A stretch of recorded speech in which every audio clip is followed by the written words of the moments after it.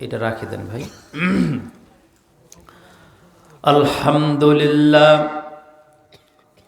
আলহামদুলিল্লাহ জাআলাল বাইতাল আতীক মাসাবাতাল লিন-নাসি ওয়া আমনা ওয়া আকরামাহু বিন-নিসবাতি ইলা নাফসিহি তাশরীফান ওয়া তাহসীনান ওয়া মান্না ওয়া আশহাদু আল্লা ইলাহা ইল্লাল্লাহু ওয়াহদাহু লা শারীকা লাহু ونشهد أن سيدنا ونبينا وشفينا وحبيبنا وسندنا ومولانا محمدا عبده ورسوله الذي أرسله بالحق بشيرا ونذيرا وداعيا إلى الله بإذنه وسراجا وقمرا منيرا দুইটা ঠোঁট নাড়িয়ে আমার সাথে বলুন আউযু বিল্লাহি মিনাশ শাইতানির রাজিম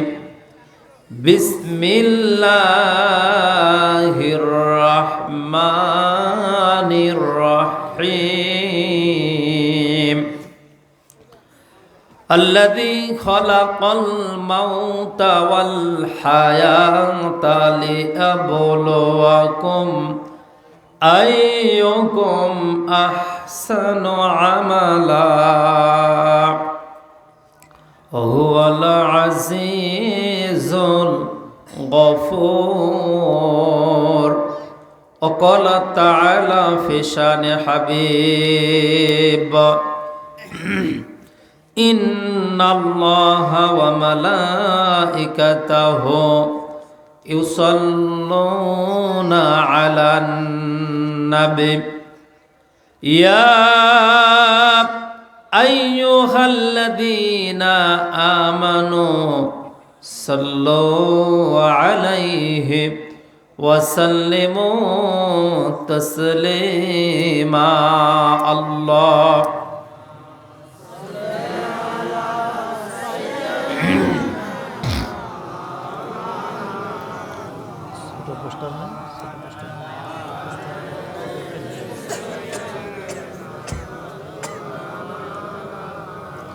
লা ইলাহা ইল্লাল্লাহ জোড়ে লা ইলাহা ইল্লাল্লাহ যার দিলে আছে আমার আল্লাহর ভয় যার মনে আছে আমার আল্লাহর ভয় আল্লাহ আল্লাহ সব সময় আহার নিদ্রা ভালো লাগে না এই দুনিয়া ভালো লাগে না ভালো লাগে শুধু ইল্লাল্লাহ লা ইলাহা ইল্লাল্লাহ জোড়ে লা ইলাহা লা ইলাহা ইল্লাল্লাহ ফুলের বুকে থাকিলে মধু ভ্রমর যেমন আসে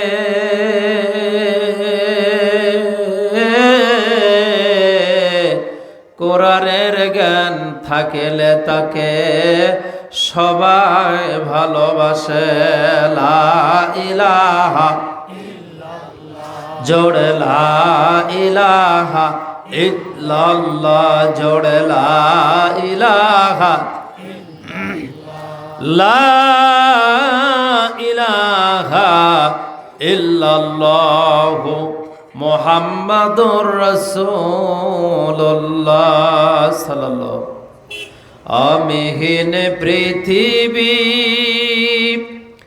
এমনই রবে শুধু আমাকে ছেড়ে চলে যেতে হবে শুধু আমাকে ছেড়ে চলে যেতে হবে ঠিক কিনা বলেন তাহলে আমিহীন পৃথিবী, বলেন আমিহীন পৃথিবী এমনই রবে, শুধু আমাকে ছেড়ে চলে যেতে হবে। আসবে স্বজনেরা, কাঁদবে আপনেরা, আসবে স্বজনেরা, কাঁদবে আপনেরা, দুটো দিন পরে আবার ভুলে যাবে, ভুলে যাবে। আমিহীন পৃথিবী এমনই রবে, শুধু আমাকে ছেড়ে চলে যেতে হবে। কতজন এলো গেল, কেউ থাকে না, কে কবে যায় চলে খোঁজ রাখে না। তাই আর ভাবি না আগের মতো, তাই আর ভাবি না আগের মতো। কে কি বলে সে আমায়, কে কি বলে সে তোমায়, বলেন আমিহীন পৃথিবী এমনই রবে, শুধু আমাকে ছেড়ে চলে যেতে হবে। বলুন না মারহাবা। বাংলাদেশের ঐতিহ্যবাহী জেলা উত্তরবঙ্গের রংপুর জেলার বদরগঞ্জ থানার অন্তর্গত উত্তর বাউচন্ডী শুভডুবো মুন্সিপাড়া জামে মসজিদ সংলগ্ন মধুপুর এক বিরাট তাফসিরুল কোরআন ওয়াজ মাহফিলের মধ্যমণি সম্মানিত অনারেবল প্রেসিডেন্ট, বিশিষ্ট সমাজসেবক, আপনাদের এলাকার কৃতি সন্তান জনাব মোহাম্মদ ইমদাদুল ইসলাম সাহেব। প্রধান অতিথি হিসাবে উপস্থিত আছেন বিশিষ্ট ব্যবসায়িক সমাজসেবক জনাব মোহাম্মদ মাসুদ রানা সাহেব, বিশিষ্ট ব্যবসায়ী, ফরিদপুর রাজবাড়ি। আমার পূর্বে আলোচনা করলেন তরুণ উদীয়মান বিশিষ্ট ইসলামী চিন্তাবিদ, প্রখ্যাত আলেম হজরতুল আল্লাহ হজরত মাওলানা আলী ইবনে সাহাবুদ্দিন সাহেব, বি অনার্স তাফসির ও কামিল হাদিস ও খতিব, পূর্ব জগদীশপুর সর্দারপাড়া জামে মসজিদ, সিও বাজার, রংপুর। তৃতীয় বক্তা হজরত মাওলানা লুৎফর রহমান সাহেব মধুপুরী। বিশেষ অতিথিবৃন্দ, সম্মানিত স্কুল কলেজ ইউনিভার্সিটির শিক্ষক মহোদয়, কলেজার টুকরা ছাত্র ভাইয়েরা, আল্লাহর কাবা ঘরের মেহমান সম্মানিত হাজি মহোদয়, বিভিন্ন মসজিদ মাদ্রাসার সম্মানিত মুহতামিম খতিব ভাইয়েরা, চা পান পেঁয়াজি বিক্রেতা সম্মানিত ভাইয়েরা, অটো লসিমন করিমন প্রাইভেট ট্রাক বাসের ড্রাইভার এবং হেল্পার ভাইয়েরা, পর্দার আড়ালে মা ও বোনেরা, মাইকের আওয়াজ যতদূর পর্যন্ত পৌঁছাচ্ছে সবার প্রতি আন্তরিক হৃদয় নিংড়ানো সালাম। আসসালামু আলাইকুম রহমতুল্লাহি ওয়া বারাকাতুহু। আপনারা সবাই কেমন আছেন? ডান সাইড থেকে আর একটা বার বলুন কেমন আছেন? সম্মানিত ভাইয়েরা, আমি সবার কাছে জানতে চাই এটা কত সাল? আওয়াজ দিয়ে বলেন কত সাল? এই মাসের নাম কি? ডিসেম্বর। কত তারিখ? তাহলে এটা যদি নভেম্বরের 30 তারিখ হয়, তাহলে নভেম্বর মাসের 30 তারিখ 2024 সাল। আর পেছনের এক বছরের নভেম্বর মাসের 30 তারিখ যেটা অতিবাহিত হয়েছে ওইটা কোন সাল ছিল? 23 সাল। 23 সালে সুবহানাল্লাহ বলা, আলহামদুলিল্লাহ বলা, আল্লাহু আকবার বলা, এটা আমাদের জন্য খুব কষ্ট ছিল। কথা বলেন ঠিক কিনা? কিন্তু এটা হলো 24 সাল। আল্লাহ রাব্বুল আলামিন আপনাকে, আমাকে, আমাদের সবাইকে বাংলাদেশের এই ময়দানটা উন্মুক্ত করে দিয়েছে। কথা বলেন ঠিক কিনা? তাহলে এটা যদি 23 সালের আলহামদুলিল্লাহর মতো আলহামদুলিল্লাহ বলেন, তাহলে আল্লাহ পাক আমাদের কাছ থেকে এই বিজয় নামক যে নিয়ামত আছে এটা ছিনিয়ে নিতে পারে। এই জন্য এই মাসে, সামনের মাসে, পরের মাসে আল্লাহ শুকরিয়া আদায় করব মন উজাড় করে। কথা বলেন কি করে? মন। আপনারা রংপুরের মানুষ কথা বলতে পারেন না? কথা বলেন না কেন? মন উজাড় করে আলহামদুলিল্লাহ বলবো, আল্লাহর শুকরিয়া আদায় করব। কথা বলেন ঠিক কিনা? তাহলে সামিওনার দিকে নজর করে আমার সাথে উচ্চ আওয়াজে আল্লাহকে ওয়েলকাম, থ্যাঙ্কস জানিয়ে বলুন আলহামদুলিল্লাহ। আর একবার বলুন আলহামদুলিল্লাহ। একসাথে বলুন আলহামদুলিল্লাহ। আল্লাহু আকবার, আল্লাহু আকবার, আল্লাহু আকবার। কে মহান? জোরে বলেন। আল্লাহ মহান। আল্লাহ আমাদেরকে কি দিল? আল্লাহ সুবহানাল্লাহ, সুবহানাল্লাহ, সুবহানাল্লাহ। আল্লাহ আমাদেরকে কি দিল? সুবহানাল্লাহ। আল্লাহ আল্লাহ আল্লাহ। আমরা দরুদ ও সালাম পেশ করি আমাদের প্রিয়জন, আস্থাভাজন, আমাদের নেতা, মহান নেতা, বিশ্ব নেতা জনাবে মুহাম্মদ রাসূলুল্লাহ। জোরে বলেন। সম্মানিত হাজিরিন ইকরাম, প্রিয় উপস্থিতি, আমি কোরআনুল কারীমের সূরাতুল বাকারা, সূরাতুল মুলক, একসাথে বলুন তো সূরাটার নাম কি? একসাথে বলুন সূরাটার নাম। এটা কোরআনুল কারীমের 29 নম্বর পারা। জোরে বলুন তো কত নম্বর পারা? একসাথে বলুন 29 নম্বর পারা, 67 নম্বর সূরা। এই সূরাতে 30টি আয়াত রয়েছে, 2টি রুকু রয়েছে। তাহলে আল্লাহর কোরআনের যে আয়াতটি আমি তেলাওয়াত করেছি সেই আয়াতটি রয়েছে সূরাতুল মুলকে। জোরে বলেন কোন সূরায়? একসাথে বলেন। তোমার নাম কি? হৃদয় ইসলাম। বাড়ি কোথায়? মাশাআল্লাহ। যেমন দূরত্ব গতিতে তোমার ঠিকানা বললা, আগামীকালকে যদি তোমাকে কেউ কোনো মাহফিলে গেলে প্রশ্ন করে গতকালকে গোলাম রব্বানের ভাগিনে এসে ওয়াজ করেছিল কোন সূরা থেকে, বলতে পারবে? মাশাআল্লাহ। আমার সাথে কখনো দেখা হয়েছিল?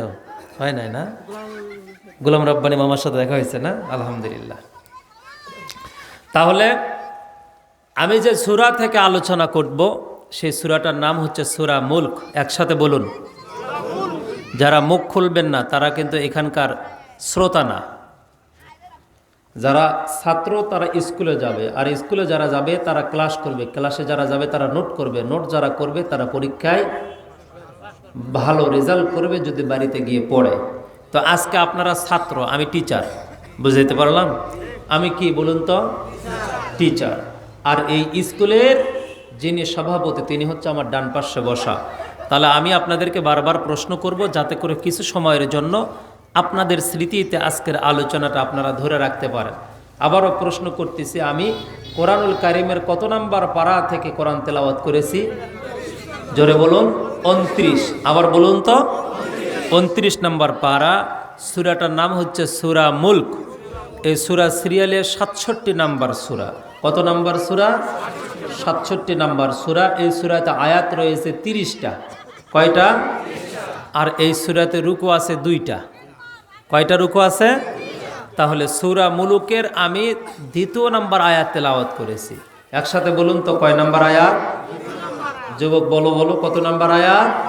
2য় নম্বর আয়াত। এই কয়টা মুখস্থ হয়েছে তো? ধরলে পারবেন তো ইনশাল্লাহ? আচ্ছা, আমি যে আয়াত তেলাওয়াত করেছি এই আয়াতে আল্লাহ রাব্বুল আলামিন বলেন আল্লাযী খলাকাল মাউত আমি তোমাদেরকে সৃষ্টি করেছি, এরপরে আমি আল্লাহ পাক তোমাদেরকে দিব মাউত ওয়াল হায়াত এবং হায়াত। হায়াত আর মাউত কে দিয়েছেন? আল্লাহ। একসাথে বলুন আল্লাহ। আমরা কি মরে যাব না সারা জীবন জীবিত থাকব? আল্লাহ পাক বললেন আমি দিয়েছি হায়াত, এরপরে দিব মৃত্যু। এরপরে কেন মৃত্যু দিব? লিয়াবলুয়াকুম আইয়ুকুম আহসানু আমালা, এই জন্যই মৃত্যু দিব, তোমাদেরকে পরীক্ষা করার জন্য। দুনিয়াতে ভালো কাজগুলো কে কে করে আসতে পারো, কে কতটুকু করতে পারো, কে কতটুকু সামানা জোগাড় করে নিয়ে আসতে পারো, সেই জন্যই আমি দুনিয়াতে পাঠাইয়া দিলাম।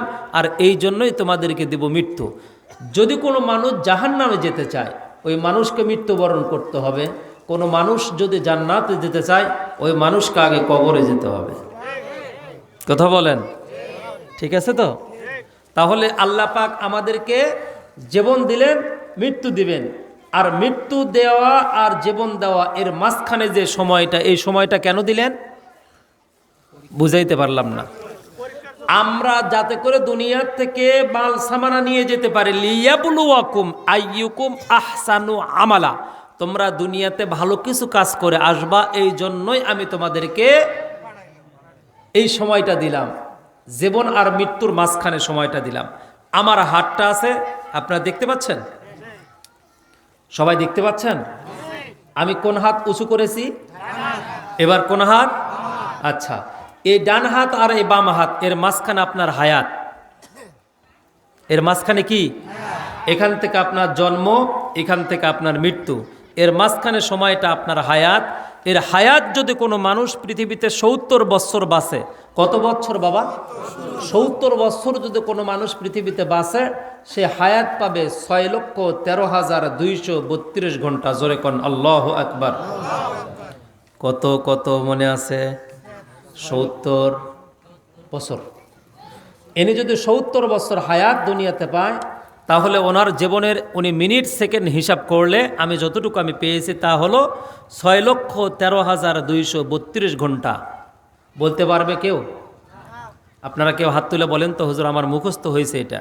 70 বছর যদি কেউ হায়াত পায়, তাহলে তার হায়াতের সময়টা হবে 6,13,232 ঘন্টা। কে আছেন হাত তোলেন? মনে নাই?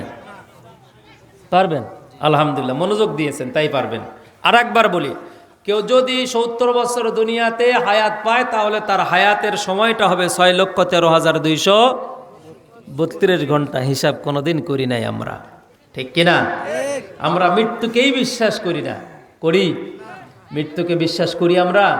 মৃত্যুকে বিশ্বাস করি না। আমরা বিশ্বাস করি মামলাকে, বিশ্বাস করি হামলাকে, বিশ্বাস করি প্রশাসনকে, বিশ্বাস করি ডাক্তারের কথাগুলোকে। যার কারণেই দীর্ঘদিন হলো আমরা চিনি খাই না, অনেক দিন হয়ে গেল গরুর গোশত খাই না। কথা বলেন ঠিক কিনা? আহা, সম্মানিত ভাইয়েরা, মৃত্যু আসবে, কেউ ঠেকাইতে পারবে না। কেউ ঠেকাইতে পারবে? জোরে বলেন। আইনামা তাকুনু, আইনামা তাকুনু ইদরিকুমুল মাউতু ওয়ালাউ কুনতুম ফি বুরুজিম মুশাইয়াদা। মৃত্যু থেকে বাঁচার জন্য যদি তুমি একটা প্রাসাদ বানাও, সেই প্রাসাদ যদি হয় সীসা ঢালা প্রাচীর দিয়ে অথবা স্টিল দিয়ে, হাডি গ্লাস দিয়ে, যা চীন দিয়ে এসে আছে গ্লাস, গ্লাসের উপর দিয়ে তাদের গাড়ি চলে যায়, নিচ দিয়ে পানি চলে যায়। এমন হাডি গ্লাস, যেই গ্লাস 500-700 মন পর্যন্ত ওজন বহন করতে পারে, ভেঙে কোনোদিন পড়ে না। এমন গ্লাস দিয়ে যদি বাড়ি বানাও, মালাকুল মউত মৃত্যু তোমারে ধরবে। তোমার দাদাও নাই, দাদিও নাই, পূর্বপুরুষ নাই, নবী রাসূল নাই, তুমিও থাকবা না, ভুলিয়ে থাকো কেমনে? সম্মানিত ভাইয়েরা আমার, এই মৃত্যু থেকে বাঁচার জন্য হযরতে সুলাইমান আলাইহি ওয়াসাল্লামের একজন মন্ত্রী, জোরে বলেন কি? বর্তমানে বাংলাদেশের মন্ত্রীদের অবস্থা কি? হাইরে হাই, এতই অবস্থা খারাপ, এতিমের মতো চাতক পাখির মতো তাকায়া দেখে। যখন অপরাধ করেছিল তখন তো একবারও তাকাও নাই, এখন অপরাধ করার পরে সাজা ভোগ করতেছো, এখন তাকাও কেন? তাকাইতে তাকাইতে এক সময় তোমাদের হায়াত ফুরিয়ে যাবে। তওবা যদি না করো, মনে রাখবা তোমাদের কখনো ক্ষমা নাই, কারণ আল্লাহ পাক তোমাদের উপরে গজব নাজিল করেছে। কথা বলেন ঠিক কিনা? কে নাজিল করেছে? জোরে বলেন। বুবু আইবা, বুবু আইবা গো, সেই দিন আয়সা তুমি ক্ষমতা পাইবা না। বুবু আইবা, বুবু আইবা গো, সেই দিন আয়সা বুবু সিয়ার পাইবা না। খোঁজ নাই বুবু কাদের কাকার, অবস্থা খারাপ দরবেশ বাবা। হাউন আঙ্কেল এখন ভাতের হোটেল বসায় না। বুবু আইবা, বুবু আইবা, তুমি আইবা গো, সেই দিন আইসা বুবু ক্ষমতা পাইবা না। সম্মানিত ভাইয়েরা, ইন্ডিয়া বলতেছে বাংলাদেশের মানুষদেরকে চিকিৎসার কোনো ভিসা দেওয়া হবে না। অনির্দিষ্ট কালের জন্য বাংলাদেশের ভিসা বন্ধ, ক্লোজ করে দিয়েছে অফিসগুলো, তাদের ভিসা অফিস। ইন্ডিয়ার বিজেপির নেতার কর্মী, ইন্ডিয়ার নরেন্দ্র মোদীদেরকে বলবো, আপনারা ভিসা কেন বন্ধ করলেন? এতদিন বন্ধ করেন নাই। চিকিৎসা সেবা আমরা নেওয়ার জন্য গিয়েছে, আপনারা দিয়েছেন। মনে রাখবেন, এই চিকিৎসা সেবা বন্ধ করা এটা নতুন কোন ইতিহাস নয়। এই চিকিৎসা সেবা সর্বপ্রথম বন্ধ করেছিল নমরুদ, তারপরে বন্ধ করেছিল ফেরাউন, এরপরে বন্ধ করেছিল আবু জেহেল। খুঁজে খুঁজে দেখেন সাদ্দাত পর্যন্ত এই চিকিৎসা সেবা বন্ধ করেছে। এবার বন্ধ করলেন আপনারা। 2023 সালে বন্ধ করেন নাই, 22 সালে বন্ধ করেন নাই, 19 সালে 20 সালে বন্ধ করলেন না, কিন্তু 24 সালে বন্ধ করলেন কেন? এদের স্বাধীনের সময় যা আপনারা করেছেন, বোঝা গিয়েছে নিজের স্বার্থে করেছেন, বাংলাদেশের স্বার্থে করেন নাই। ওরা বলতেছে আমরা সেবা বন্ধ করলাম, ভিসা বন্ধ করলাম, লক্ষ লক্ষ মানুষ বাংলাদেশে অসুস্থ অবস্থায় মারা যাবে, হার্টের ব্যারাম নিয়ে মারা যাবে, লাংসের প্রবলেম নিয়ে মারা যাবে, ব্রেনের প্রবলেম নিয়ে মারা যাবে, চোখের প্রবলেম নিয়ে মারা যাবে। আমার আল্লাহ পাক বলেছেন, সূরা ফাতিহা পড়ো, পানিতে ফু দাও ফজর নামাজের পড়ে, বিশ্বাস নিয়ে পানি পড়াটা খাও, আমি আল্লাহ পাক শিফা আজিলা কামিলা দান করে দিব। একজন মানুষও মারা যাবে না। ভিসা যদি অনির্দিষ্ট কালের জন্য বন্ধ করে দাও, বাংলাদেশের একজন মানুষ মারা যাবে না। বরঞ্চ কিছুদিন হলো ভিসা বন্ধ করার কারণে কলকাতায় পুরান বাজারে দোকানগুলো ঠিক মতো বেচা কেনা নাই, ঠিক মতো ওদের ব্যবসা হচ্ছে না। বারবার পত্রিকার মিডিয়ায় লিখতেছে ভিসা বন্ধ থাকার কারণে পশ্চিমবঙ্গের কলকাতার বাজারের অবস্থা খারাপ। ভিসা বন্ধ করে দেখো, বাংলাদেশের সেবা যদি না দাও, তোমরা ভিসা যদি বন্ধ নির্দিষ্ট কালের জন্য তোমরা রেখে দাও, মনে রাখবা বাংলাদেশের টাকা ইন্ডিয়ায় না ঢোকা পর্যন্ত ইন্ডিয়ার অবস্থা হবে এমন হয়েছিল করোনার সময়ে যেমন। কথা বলেন, কথা বলেন। বাংলাদেশের ডাক্তার, বাংলাদেশের নার্স, মেডিকেল হাসপাতাল, ক্লিনিকের অভাব নাই। বাংলাদেশের মানুষ যদি ইন্ডিয়াতে না যায়, ইন্ডিয়ার পেঁয়াজ আর ইন্ডিয়ার রসুন, ইন্ডিয়ার যদি প্রোডাক্টগুলো না কেড়ে, আমি আপনাদেরকে চ্যালেঞ্জ করে বলছি, ইন্ডিয়া রসাতলে চলে যাবে, ইন্ডিয়ায় দারিদ্রতা নেমে আসবে, ইন্ডিয়ার রেমিটেন্স কমে যাবে, ইন্ডিয়া পৃথিবীর মানুষের কাছে হাত বাড়ায়া ভিক্ষা করে খাইতে হবে নরেন্দ্র মোদীকে। কথা বলেন ঠিক কিনা? আর হাসিনা স্বৈরাচারী বাংলাদেশ থেকে চলে যাওয়ার পরে এখন পর্যন্ত আমরা কারো কাছে হাত পাতাই নাই। রেমিটেন্সে আমরা স্বাবলম্বী হয়েছি, ডলারের মান বেড়ে গিয়েছে, বিদেশ থেকে আমাদের শ্রমিক ভাইরা টাকা পাঠাচ্ছে, আমরা শান্তিতে আছি। কথা বলেন ঠিক কিনা? আমাদেরকে ভয় দেখাও। আমাদেরকে ভয় দেখায় লাভ নাই, নিজেদের জায়গায় তেল মারো, মরে যাবে একেবারে না খাইয়া। ইন্ডিয়ায় বাংলাদেশে 3 শ্রেণীর মানুষ, একটা হলো গরিব, মাঝখানে মধ্যবিত্ত, আর একটা উচ্চ। ইন্ডিয়াতে কোনো প্রকারের মধ্যবিত্ত বলতে কিছু নাই। আমি তো ইন্ডিয়া পশ্চিমবঙ্গের এমন কোনো জেলা নাই যে জেলা আমি পা দিই নাই। বুঝাইতে পারলাম? কিসের বরকতে? কোরআনের বরকতে। ইন্ডিয়ার সম্বন্ধে খুব ভালো জানা আছে। আমরা পেট্রোল কিনি 125 টাকা, তারা পেট্রোল কেনে 105 টাকা। আমি সেই দিন শুনলাম আলু 15 টাকা। আমি 70 টাকা বলছি, থরথর করে কাঁপতেছে ওরা। আমরা ডিম কিনে খাই 100 টাকা হালি, ওরা ডিম কিনে খায় 20 থেকে 25 টাকা হালি। তারপরেও তারা সরকারকে গালায়। এরপরে আপনাদের মোবাইল আছে, আছে আছে। এই মোবাইল ইন্ডিয়াতে যদি আপনি 240 টাকা ভরান, এর আগে ছিল 128 টাকা, 240 টাকা যদি ইন্ডিয়াতে ভরান ইন্ডিয়ার টাকা, তাহলে আপনার মোবাইল 28 দিন কথা বলবেন। আজকে কল দিবেন, 28 দিন পর কেটে দিবেন, কোনো প্রকার 8 টাকা লাগবে না। সুবহানাল্লাহ বলার দরকার নাই, সুবহানাল্লাহ বলেন না, কারণ সুবহানাল্লাহ তো কোনো অপশন না। এরপরে নেট যা দিবে প্রতিদিন 1.5 জিবি করে দিবে, আনলিমিটেড। 28 দিন 1.5 জিবি প্রতিদিন নেট দিবে। আপনি 28 দিন আনলিমিটেড, যার সাথে ইচ্ছা তার সাথে আপনি কথা বলবেন, কোনো সমস্যা নাই। আমি যখন বলি বাংলাদেশে 1500 মিনিট আর 50 জিবি ভরাইলে 850 টাকা, 1000 টাকা লাগে, তখন কয় আপনারা বেঁচে আছেন কেমনে? আমরা বাঙালি 700 টাকা কেজি গোস্ত খাই, তোমরা খাও 120 টাকা থেকে 200 টাকা, তাই তোমাদের যে অবস্থা। কথা বলেন না কেন? আমাদেরকে ভয় দেখাও। আমরা মুসলমান, যে মুসলমানের উপরে 12টি মাসের ভিতরে 1টি মাস না খেয়ে থাকা আমাদের জন্য ফরজ। সে মুসলমানদেরকে তোমরা কখনো ভয় দেখাবে না। যাই ভয় দেখাতে আসবে চোখ উঠিয়ে ফেলানো হবে। কথা বলেন ঠিক কিনা? শেখ হাসিনা সর্বশেষ ট্রাম্প কার্ড হিসাবে ব্যবহার করতেছে ইসকনকে। জোরে বলেন কাকে? আর একবার বলেন। ইসকনকে। প্রথম বের হইল আপনার ওই যে নার্সদেরকে নিয়ে, দেখা গেল এগুলা ছাত্রলীগ, পিটুন খায়া সব উঠে চলে গেল।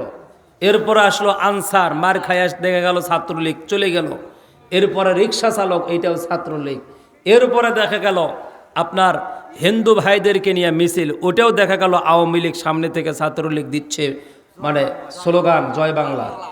এরপরে আপনার সর্বশেষ গার্মেন্টস শ্রমিক হামিম গ্রুপ এবং বেপসিমকো গ্রুপ, এই যে মুরব্বী আছে না, হ্যাঁ, দরবেশ বাবা, দরবেশ বাবার অবস্থা খারাপ। এই দরবেশ বাবার ফ্যাক্টরি আছে ঢাকায়, সে ফ্যাক্টরি শ্রমিকদেরকে নিয়ে বেতন বাড়াও নিয়ে এটা নিয়ে কয়েকদিন লাফাইলো। 2-4টা সেনাবাহিনী দিয়েছে লাল, খবর হয়ে গেছে খারাপ, সব বিদায় নিয়ে চলে গিয়েছে। এবার ইসকনকে দিয়ে তার ব্যবহার করতেছে। ইসকনের ছোট্ট ইতিহাস বলে আলোচনা শুরু করতেছে। ইসকন এই পৃথিবীতে দাওয়াতে কাজ শুরু করে তারা আমেরিকা থেকে 1966 সালে। কত সালে বললাম? গ্রামের মানুষ হন আর শহরের মানুষ হন, ইতিহাস জানার দরকার। যে জাতি ইতিহাস জানে না ওই জাতি আগাইতে পারে না। 1966 সালে এটা আমেরিকায় এটার আবির্ভাব হয়, এরা আর দাওয়াতি কাজ শুরু করে। আর ইসকনের যিনি দাওয়াতি কাজ শুরু করেছে তার নাম হচ্ছে অর্চ। এই ব্যক্তিটা আমেরিকার ইহুদিদের একটি স্কুল এবং কলেজে পড়াশোনা করে। সম্মানিত ভাইয়েরা, সেখান থেকে বাংলাদেশে 1970 সালে এই ইসকনের দাওয়াতি কাজ চলে আসে। বাংলাদেশের স্বামীবাগ নামক ঢাকা একটি জায়গা রয়েছে, যে জায়গায় তাদের একটি মাত্র মন্দির রয়েছে, যেই মন্দিরে তারা তাদের কার্যক্রম চালু করে। ইসকনের দায়িত্ব হলো রথ টানা, ইসকনের দায়িত্ব হলো হিন্দুদের সেবা দেওয়া, ইসকনের দায়িত্ব হলো মন্দির নির্মাণ করা, ইসকনের দায়িত্ব হলো সেবামূলক কাজগুলো করা। কিন্তু এই ইসকন আজ থেকে 2 বছর পূর্বে 2022 সালের দিকে বাংলাদেশে স্বামীবাগে মন্দিরের পাশে মসজিদ, আর এই মসজিদের রমাদান মাসে যখন মুসল্লিরা নামাজ পড়ার জন্য, তারাবি পড়ার জন্য প্রস্তুত নিয়েছে, ইসকনের লোকজন গিয়ে থানায় গিয়ে তারা কি করেছে, থানায় গিয়ে তারা অভিযোগ করলো। আর অভিযোগ করার সঙ্গে সঙ্গে হাসিনার পালিত কুকুরগুলি এসে মসজিদের আজান, মসজিদের নামাজ 1 মাসের জন্য তারা বন্ধ করেছে শুধু ইসকনের কারণে। সম্মানিত ভাইয়েরা আমার, এখান থেকে শেষ নয়। ইসকন জামালপুরে 3.5 লক্ষ টাকা মন্দিরে মেরে খেয়েছে। ইসকন চট্টগ্রামের মন্দিরের নামে জায়গা দখল করেছে। ইসকন বাংলাদেশের সনাতন ধর্মের কোনো পরিচয় নয়। ইসকন কোনো হিন্দুদের উপকার করে নাই। ইসকন এসেছে ইহুদিদের দালালি করার জন্য। তার সর্বপ্রথম যিনি আবিষ্কার দালাল বাংলাদেশে, তিনি এখন ধরা খেয়ে জেলখানায় আছে। আর তার পিছনে শেল্টার দেওয়ার জন্য আওয়ামী লীগ, ছাত্রলীগ, শেখ হাসিনার অভিশপ্ত এই অবৈধ সন্তানগুলো রাস্তায় নেমেছে। কথা বলেন ঠিক কিনা? এদেশের বৈষম্য বিরোধী ছাত্রদের রক্তের বিনিময়, রংপুর আমার আবু সাইদ ভাইয়ের রক্তের বিনিময় যে দেশ অর্জিত হয়েছে, সে দেশ যদি রক্ষা করতে না পারেন, ডক্টর প্রফেসর ইউনূসকে বলবো ক্ষমতা ছেড়ে দিয়ে হাসিনাকে নিয়ে আসেন। তা না হলে শান্তিতে থাকতে পারতেছে না আমরা। কখনো দ্রব্যমূল্যের দাম বেশি, কখনো মারামারি, কাটাকাটি, মিছিল, ফিটিং, এগুলো সহ্য করা যায় না। হয় হাসিনাকে নিয়ে এসে আপনি চলে যান, আর তা না হলে আওয়ামী লীগের, ছাত্রলীগের যারা যেখানে আছে এদেরকে সমূলে অ্যারেস্ট করে এদেরকে মামলা দিয়ে, হামলা দিয়ে এদেরকে শাস্তি দেন। আল্লাহর কসম করে বলি 7 দিনের ভিতরে বাংলাদেশ শান্তিতে থাকবে। কথা বলেন ঠিক কিনা?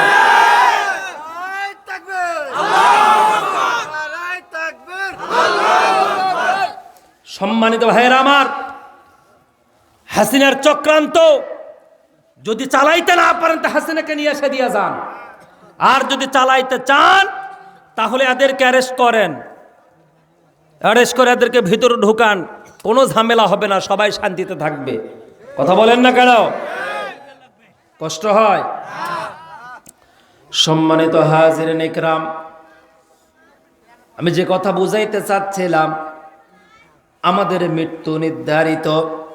কোন সূরার আলোচনা? জোরে বলেন, একসাথে বলেন।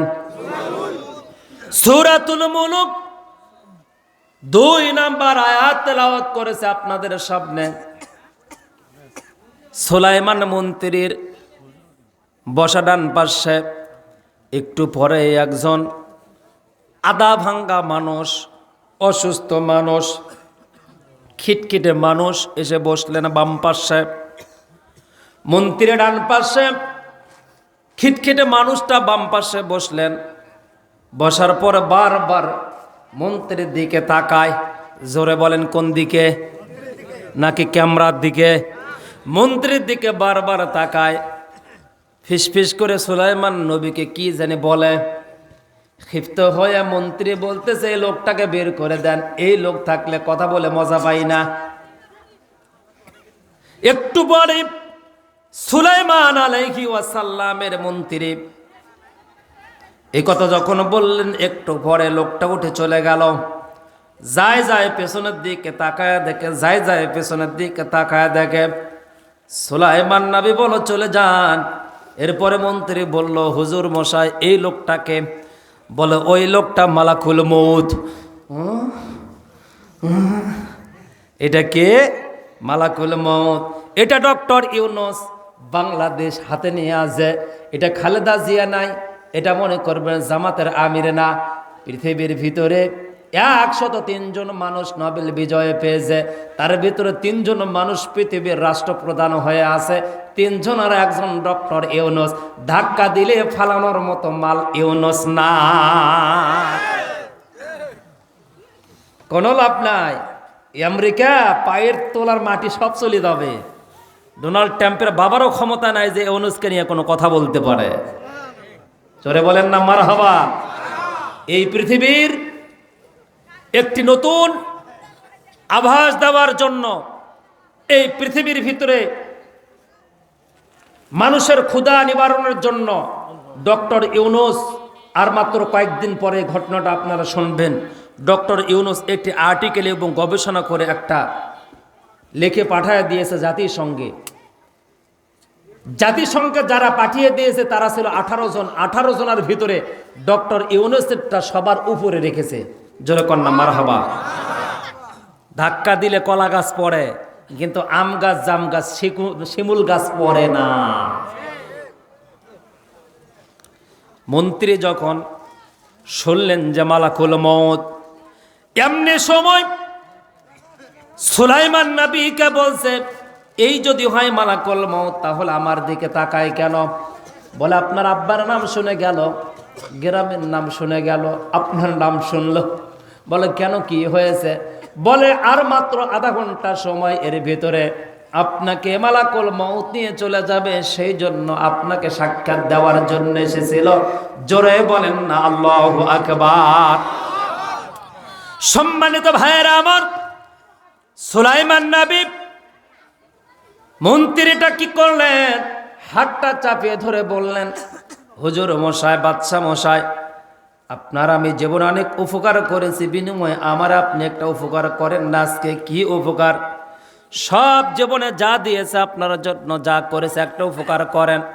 উপকারটা হলো আমাকে এমন একটা জঙ্গলে রেখে আসেন, এমন একটা জায়গায় রেখে আসেন যে জায়গায় মালাকুল মউত আমারে খুঁজেও পাবে না, এমনকি কিয়ামতের আগ পর্যন্ত কোনো মানুষ সে জায়গায় পৌঁছাইতে পারবে না। ওই জায়গায় আমারে আপনি একটু দয়া করে পাঠায়া দেন। জোরে বলেন না আল্লাহু আকবার। ওই জায়গার নাম শুনবেন। কারা কারা শুনবেন? ডান হাতটা তুলে দেখান তো দেখি। লিল্লাহে তাকবীর। আধা ঘন্টার ভিতরে কি করে পাঠানো যায়? সুলাইমান নবী কি করলেন? বাতাসকে নির্দেশ দিয়া দিলেন, বাতাস চলে আসলো, সুলাইমান নবীর মন্ত্রীকে নিয়ে উড়াল দিয়ে চলে গেল আমাজন জঙ্গলের ঠিক এমন জায়গায় চলে গেল যে জায়গায় মানুষ বসবাস করবে না, মানুষ যাওয়া সম্ভব না। এমন একটা জায়গায় গিয়ে সুলাইমান নবীকে রেখে বাতাস যখন আসতেছে, তখন বলতেছে আসসালামু আলাইকুম ওয়া রাহমাতুল্লাহ। যেমনে বলছে আসসালামু আলাইকুম ওয়া রাহমাতুল্লাহ, ওয়ালাইকুম সালাম, মন্ত্রী বলার পূর্বে পেছন থেকে মানুষের মতো আওয়াজ দিয়ে কে বলছে, কে যেন বলতেছে আব্দুন নাফসাক। পরিচয়টা কি? আল্লাহু আকবার। পরিচয়টা কি? তখন বলছে আমি হলো সুলাইমানের মন্ত্রী, অমুক নাম। আপনি মানুষ, আপনি এখানে কেমনে জানলেন আমি আসছি? বলে আমার চিন্তা ছিল সুলাইমানের দরবারে আপনাকে দেখলাম, 30 মিনিটের ভিতরে জঙ্গলে কেমনে আসবেন? আল্লাহ যখন আমাকে বলছে সুলাইমানের মন্ত্রী জানটা কবজ করা লাগবে, তখন আমি আল্লাহকে বললাম, আল্লাহ ওই জঙ্গলে কেমনে সুলাইমানের মন্ত্রী যাবে? আল্লাহ পাক বললেন যাবারের ব্যবস্থা আমি করব, দায়িত্ব আমার, তোমাকে দায়িত্ব দিলাম, তাড়াতাড়ি চলে যাও। শুধুমাত্র আপনাকে দেখলাম, বারবার দেখলাম, শতবার দেখলাম, ভাবলাম আধা ঘন্টার ভিতরে মানুষের তো কোনো পাখা নাই, ওই সময় তো কোনো প্লেন ছিল না, কেমনে যায়? আল্লাহ পাক যে এত বড় খেলনেওয়ালা, ইন্না বাদশা রব্বিকা লাশাদীদ, আল্লাহ পাক যে আমাদেরকে খেলা দেখা দিল। ওমাকারু ওমাকার আল্লাহ ওয়াল্লাহু খায়রুল মাকিরিন। আহারে, ছাত্রদের মাধ্যমে যে এত বড় ক্ষমতার রদ বদল হয়ে যাবে, এইটা আমরা জানতাম না। কথা কন ঠিক কিনা? কি খেলা খেলেছ দয়াল রে দয়াল, তোমার খেলা চমৎকার। না পাকে মানুষ বানাইয়া বসায়েছ বাজারে, কি খেলা খেলেছ মওলা রে তুমি। কাউরে দিলা 10টা সন্তান, জায়গা জমি নাই। কাউরে দিলা কোটি টাকা, একটাও সন্তান নাই। না না না না, ওয়াজ করবো না, আমি চলে যাব। এই ঠিক কথা হবে না, আর জোরে বলতে হবে ঠিক। চলবে তো? কাউরে দিলা 10টা সন্তান, জায়গা জমি নাই। কাউরে দিলা কোটি টাকা, খাওয়ার মানুষ নাই। যেমন ওবায়দুল কাদের, সকাল বেলার ধনী ফকির করো সন্ধ্যা বেলা, নদীর একুলো ভাঙ্গে বকুলো ঘরে, এই তো নদীর খেলা। 5 তারিখের প্রধানমন্ত্রী, 4 তারিখের প্রধানমন্ত্রী, 5 তারিখে বোনকে নিয়া খেতা বালু শুনিয়া পালারে, কি খেলা খেলে সমলারে। ঠিক, জোরে বলেন। খালি মাথা নাড়ায়, মাথা নাড়ায়, কথা কয় না। কথা বলেন ঠিক কিনা? হ্যাঁ, তাহলে মন্ত্রী কোথায়? কোথায় মন্ত্রী? জোরে বলেন। আলোচনা চলবে তো? মন্ত্রী জঙ্গলে, মালাকুল মৌত জঙ্গলে। বললো আমার চিন্তা হলো আধা ঘন্টা 30 মিনিটে আপনি কেমনে আসবেন? আল্লাহ পাকের খেলা যে এত সুন্দর এটা আমার জানা ছিল না। আগে জানলে 16 বছর ক্ষমতায় থাকতাম না। আগে জানলে 16 বছর ক্ষমতায় থাকতাম না। বিস্ফোরকে ইঞ্জেকশনে, বিস্ফোরকে ইঞ্জেকশনে ইন্ডিয়ার মদদ নিয়া সাইদিক মারতাম না। আগে জানলে 16 বছর ক্ষমতায় থাকতাম না। আগে জানলে ইন্টারনেট বন্ধ করতাম না। আগে জানলে কালামানিক সাইদিকে যুদ্ধ অপরাধী বানাইতাম না। আমার ভাইরা, আমার বন্ধুগণ, থাক মালাকুল মউত ওই জায়গায়। আবার আমরা চলে আসে যাব সময় মতো ওই জায়গায়, বলি ইনশাআল্লাহ। এই পৃথিবীর ভিতরে বর্তমানে 21 শতাব্দীতে একজন ডাক্তার বিজ্ঞানী ছিল, যার নাম ডক্টর স্টিফেন হকিং, যেনার উপর আজ পর্যন্ত কোনো ডাক্তার পৃথিবীতে নাই। এনার বাড়ি হলো আমেরিকায়। ডক্টর স্টিফেন হকিং তিনি বললেন, যার লয় আছে তার ক্ষয় আছে, মৃত্যু বলতে কিছু নাই।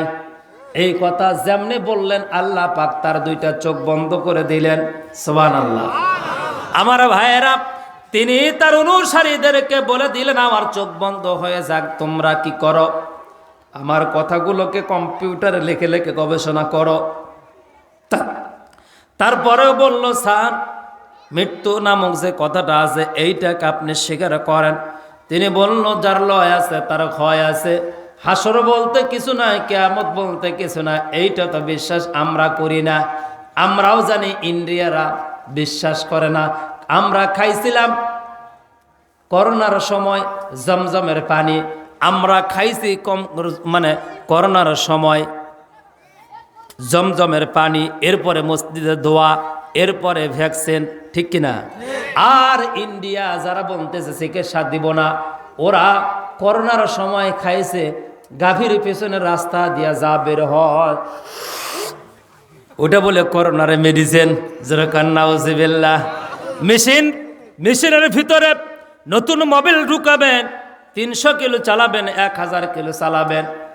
আগে যেরকম রাখছিলেন মোবাইল অবস্থা থাকবে নাকি? মোবাইল বের হবে কালা। ঠিক গাভী আর মানুষ যা খায়, খাওয়ার পরে এগুলো আপনার হৃৎপিণ্ডগুলোকে পরিষ্কার রাখে, পরিষ্কার করে পিছনে সামনে রাস্তা দিয়া গাভীর আর মানুষের যা বের হয়, একটা দিয়া বের হয় মল, আর একটা দিয়া বের হয় মোবাইলের মতো পানি। এগুলো হলো শরীর থেকে নির্গত নাপাক। এই নাপাক তা আবার গাভীর, ওইটা ওরা খায় আর বলে করোনার রোগ প্রতিষেধক, এটাই আমাদের পবিত্র। একজন হিন্দু হেঁটে যাচ্ছে আর একজন মুসলিম বসে আছে। দাদা বসো তো, একটা কথা আছে। কি বলে? তোমরা গরুর গোস্ত খাও না কেন? বলো গরু মা। মুসলমানেরা বেঈমান, যার কারণে গরুর গোস্ত খায়। মায়ের গোস্ত খাইতে পারে কোনো সন্তান? বলে না, তা তো হতে পারে না। যে মায়ের দুধ খাও সেই মায়ের গরু গোস্ত খাও, তোমাদের মতো এত বিবেকহীন মানুষ হতে পারে না।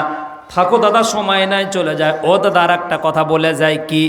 ও দাদা, যেহেতু তোমাদের দুধ দেওয়া গরুগুলো তোমাদের মা, বাচ্চা দেওয়া গরুগুলো মা, তাহলে যেগুলো বলদ আরিয়া ওগুলো কি তোমাদের বাপ? এই জন্যই তো মুসলমানদের সাথে বসি না। ও উচিত কথায় দোস্তে বেজার, গরম ভাতে বিলাই বেজার, জ্যোৎস্না রাতে চোর বেজার, চিরা খাইতে বুড়া বেজার। কথা বলেন ঠিক কিনা? উচিত কথা না? দুধ দেওয়া গরু যদি মা হয়, তাহলে আরিয়া গরু তো বাপ হওয়ার কথা। ওইটা কওয়ার সাথে সস্যত করে ওটা চলে যাচ্ছে। ওয়াজ বুঝতেছে তো? ডক্টর স্টিফেন হকিং, কি নাম? ডক্টর স্টিফেন হকিং প্রথম আল্লাহ বন্ধ করে দিলেন চোখ, দ্বিতীয় নাম্বার বন্ধ করে দিলেন মুখ। জোরে বলেন না মারহাবা। ডক্টর স্টিফেন হকিং অন্ধ অবস্থায় হাত দিয়ে লিখে বলল, আমার মাথায় কিছু ক্যামেরা লাগায়, বেল লাগায়, আমার মাথায় তোমরা তার লাগাও, কম্পিউটারে মনিটর লাগাও, আমি যা বলবো এইটা তোমরা মনিটর থেকে নাও, নিয়ে পৃথিবীর মানুষকে দিয়ে দাও। সর্বশেষ তিনি একটা ট্যাবলেট আবিষ্কার করে বললেন, কোনো স্রষ্টা নাই, মৃত্যু এমনি এমনি মানুষের হয়, যার লয় আছে তার হয় আছে। অতএব যারা পরীক্ষা দেবা, পরীক্ষা দিয়ে ছাত্রদেরকে বলি, শোনো, পরীক্ষার রাত্রে যদি তোমরা আমার দেওয়া এই ট্যাবলেটটা খাইতে পারো, তাহলে রাত 8টায় ঘুমিয়ে পড়বা, সকাল 8টায় ঘুম থেকে উঠে ফ্রেশ হয়ে তোমরা পরীক্ষায় দিতে যাবা। একটা রাতে তোমার বাবা মাকে নামাজে দোয়া করা লাগবে না, মসজিদ মাদ্রাসায় মিষ্টি দেওয়া লাগবে না, দাদা দাদিকে দোয়া করা লাগবে না। আমার এই ট্যাবলেটের মাধ্যমে তোমার মাথার কোষগুলো পরিষ্কার, তোমার মাথার কোষগুলো কোষগুলো সতেজ থাকবে, অনায়াসে নির্দ্বিধায় যা প্রশ্ন পড়ে গিয়েছে সব মনে হবে, এমনি পরীক্ষায় ভালো রেজাল্ট করতে পারবা। আমার ভাইরা, আমার বন্ধুগণ, ওই আল্লাহর নরপিশাচ এই পৃথিবীর ভিতরে সবচাইতে বড় কীট পতঙ্গ, আল্লাহ পাক তাকেও দুনিয়া থেকে নিয়ে চলে গেল। আইনামা তাকুনু ইদরিকুমুল মাউতু ওয়ালাউ কুনতুম ফি বুরুজিম মুশাইয়াদা। আমার ভাইয়েরা, যে জায়গায় যে অবস্থায় থাকেন না কেন, মৃত্যু আপনাকে ধরবে, মৃত্যুর হাত থেকে বাঁচার উপায় নাই। সাবেক প্রধানমন্ত্রী খালেদা জিয়া, তার সন্তান ছোটটার নাম হচ্ছে আরাফাত রহমান কোকো, হাসিনার মামলার ভয়ে বিদেশে চলে গেল। ওই জায়গায় গিয়ে মালাকুল মউত তাকে অ্যারেস্ট করলো। সৌদির বাদশার ছেলে সোনার জুতা পরে চলাফেরা করত, তাকেও আল্লাহ পাক দুনিয়া থেকে উঠায় নিয়েছে। আমার ভাইয়েরা, আপনিও মরবেন, আমিও মরবো। এই মৃত্যু থেকে আমাদের বাঁচার উপায় নাই, ক্ষমতা নাই। এই মৃত্যু আসবে, মৃত্যু হবে, মৃত্যুর মাধ্যমে আমাদেরকে আল্লাহ পাক দান করবে জান্নাত, মৃত্যুর মাধ্যমে আমাদেরকে দান করবে জাহান্নাম। কথা বলেন ঠিক কিনা? তাহলে এতক্ষণ ধরে আমি যে আলোচনা করলাম, আলোচনার মূল মন্ত্র, মূল টপিকস আপনারা কি বুঝতে পেরেছেন? কি বুঝলেন? মৃত্যু অনিবার্য, নির্ধারিত, কেউই বাঁচবে না। বাঁচবে? আজ থেকে 100 বছর অতিবাহিত হয়েছে, 24 সাল থেকে পেছনের 100 বছর। 1924 সালের এখানে লোক কোনো আছে? হাত তোলেন তো। আছে? আজকে 2024 সাল, 2124 সাল যখন আসবে, তখন দেখবেন এই জমি থাকবে না, এই গ্রামের এই মানুষগুলো আর থাকবে না। নতুন কিছু প্রজন্ম আসবে, যারা আপনার নামও জানবে না, আপনার পরিচয় জানবে না, আপনার দলিলে যে জায়গায় নাম আছে ওই নাম পর্যন্তও থাকবে না, কারণ ডিজিটাল আপডেট। বুঝাইতে পারলাম? অতএব মৃত্যু যেহেতু আসবে, মৃত্যুর হাত থেকে বাঁচার কোনো উপায় নাই। তাহলে আমাদের যেহেতু উপায় নাই মৃত্যুর হাত থেকে বাঁচার, তাহলে এই দুনিয়াতে ভালো হয়ে চলতে হবে, নেককার মানুষের সাথে মিশতে হবে, বদ আমলগুলো আমাদেরকে ছেড়ে ভালো আমলগুলো আমাদেরকে করতে হবে। এটাই তো কথা, এর বাইরে কোনো কথা আছে? ফাঁকি দেওয়া যাবে? যাবে না। সম্মানিত ভাইয়েরা আমার, কিন্তু আজকে মানুষ পুলিশকে ভয় করে, র্যাবকে ভয় করে, সেনাবাহিনীকে দেখলে 3 গ্লাস পানি খায়, ছাত্র শিবির দেখলে আওয়ামী লীগ ভয় করে, বিএনপিকে দেখলে জাতীয় পার্টি ভয় করে, আবার জাতীয় পার্টি দেখলে বৈষম্য ছাত্ররা ভয় করে। এই তো অবস্থা। কিন্তু মৃত্যুকে দেখে মানুষ আজকে না ভয় করার কারণে নির্দ্বিধায় অপরাধ করেই যাচ্ছে মানুষ। কথা বলেন ঠিক কিনা? আমার ভাইয়েরা, অপরাধীদেরকে ধরার জন্য আপনাদের পাশে যে বাজার আছে, বাজারের নাম কি? রহমতের বাজার। এই রহমতের বাজার 2 কোটি টাকার একটা দোকান আছে। এই দোকানে অপরাধীদেরকে ধরার জন্য কি করে বলতে পারবেন? এনার সাথে সবাই বলেন, কি ক্যামেরা? 2 কোটি টাকার যদি দোকান হয়, কমপক্ষে 8টা ক্যামেরা লাগায়। কয়টা ক্যামেরা? জোরে বলেন। আমি আপনাদেরকে নতুন একটা আজকে ওয়াজ শোনাবো। শেখ হাসিনার বডিতে 5টা ক্যামেরা লাগানো আছে। তথ্য ফাঁস করে দিয়ে গেলাম। যা অপরাধ ঘটতেছে সিসি ক্যামেরার ভিতর থেকে সব মনিটরে দেখা যাবে। জোরে কন্যা মারহাবা। হাসিনার বডিতে কয়টা ক্যামেরা? একসাথে বলেন, আরো জোরে। কি কারণে, কেন? এবার আপনাদেরকে বোঝায় দিচ্ছি সহজ করার জন্য। 2 কোটি টাকার দোকানে যদি 8টা ক্যামেরা মানুষ লাগায়, তাহলে 10 কোটি টাকার দোকানে আনাসে কানাসে ক্যাশ টেবিলের নিচে উপরে, ঠিক কিনা? যদি 50 লাখ টাকার কোনো গাড়ি থাকে, সেই গাড়িতে জিপিএস লাগানো হয়, গাড়ি যদি পানির নিচে ডুবেও যায় তারপরে গাড়ির মালিক বলতে পারবে। প্লেনে জিপিএস লাগানো থাকে, আটলান্টিক মহাসাগরের ভিতরেও যদি প্লেন ডুবে যায়, সব পচে গলে শেষ হবে, জিপিএস পচে গলে শেষ হবে না। আপনি 50 লাখ টাকার গাড়ি নিয়ে এই রাস্তা দিয়া, কোন বাড়ির পাশ দিয়া, কত নম্বর রোড দিয়া, কোন থানায়, কয় জায়গা আপনি ব্রেক করলেন, কোন জায়গায় আপনি থামলেন, কোন জায়গায় আপনি স্টার্ট দিলেন, কোন মানুষের সাথে কি কথা বললেন, স্টিয়ারিং ডান দিকে ঘুরালেন নাকি বাম দিকে ঘুরালেন, গাড়ি আপনার বর্তমান 60-এ আছে না 100-তে আছে, মালিক বাড়ি থেকে বসে থেকে এরকম একটা মোবাইল ফোন থাকলে না বসে বসে উনি দেখতে পারবে। যদি নাও দেখে, মাঝে মধ্যে ওনার মোবাইলে কুট কুট করে সাউন্ড আসবে, টন টন করে সাউন্ড আসবে, প্রীত প্রীত করে একটা সাউন্ড দিবে, যে সাউন্ডটা বলে দেবে আপনার গাড়ি এখন 60-এর ঊর্ধ্বে চলতেছে, আপনার গাড়ি বন্ধ করা হলো, আপনার গাড়ি এখন চলতেছে। এইটা যদি 50 লাখ টাকার গাড়ি হয়, আর যদি আপনার 2 কোটি টাকার দোকান হয়, তাহলে মানুষের বডিতে আল্লাহ রাব্বুল আলামিন কতটা সম্পদ দিয়েছে বলতে পারবেন? পারবেন না বলতে। গতকালকে যেখানে জুমার নামাজ পড়াইলাম, ওই জায়গায় আমার একজন মুসল্লি গিয়ে হাত চাপিয়ে ধরে দোয়া চাইলো, বলল, বাবা আমার ছেলেটাকে আবার কেমোথেরাপি দিতে হবে, একটা ইনজেকশনের দাম 6 লক্ষ টাকা, যা রাশিয়ার থেকে নিয়ে আসতে হয়। কত লক্ষ? এদিকে তাকাও দুলা ভাই, নর্মাল মনে করি না বডিটাকে। 6 লক্ষ টাকার একটা ইনজেকশন একবার পুস্ট করলে শেষ হয়ে যায়, যা রাশিয়ার থেকে নিয়ে আসে। আর যিনি পুস্ট করে ওনাকে দিতে হয় 40,000 টাকা। খেয়াল আছে? মাথা নষ্ট না, মাথা ঠিক আছে, কিন্তু শয়তানের কাছে তোমার বিবেক বিসর্জন দিয়েছে। তোমার যে বিবেক আকল আছে, এইটার উপরে শয়তান ইবলিস প্রসাব করে দিয়েছে, যার কারণে তোমার সেজদাটা আল্লাহর পায়ে পড়ে না। কথা বলেন ঠিক কিনা?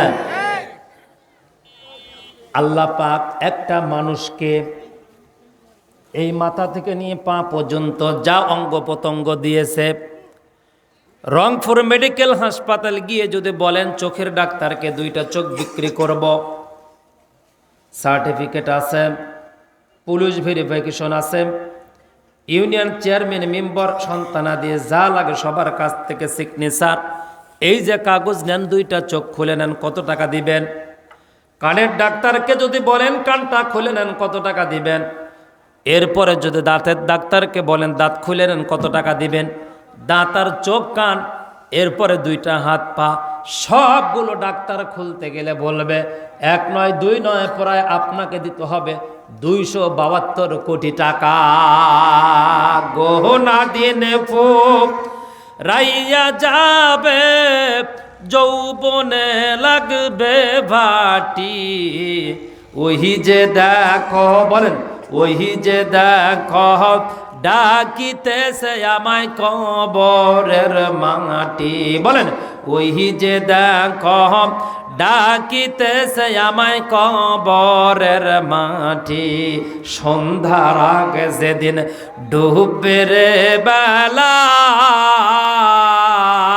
একই নিমিষে ভেঙ্গে যাবে সেদিন রঙ্গেরি মেলা। কার দিবা জোরে ধমক, কার দেবা জোরে ধমক, কার মাথায় ভাঙবা লাঠি, ওহি যে বলেন ওহি যে দেখো, ডাকিতেছে আমায় কবরের মাটি, বলেন ওহি যে দেখো, ডাকিতেছে আমায় কবরের মাটি। লিল্লাহে তাকবীর।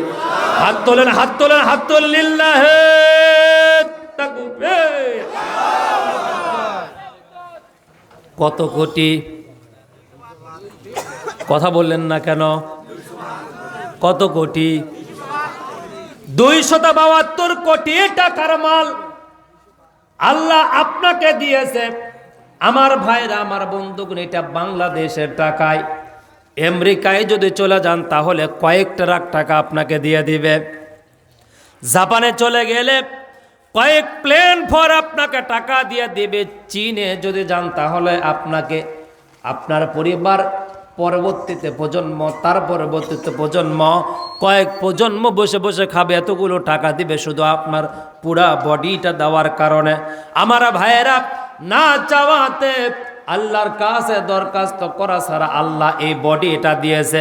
বলেন তো 272 কোটি টাকার বডিতে সিসি ক্যামেরা না লাগাইতে আল্লাহ পারে কি?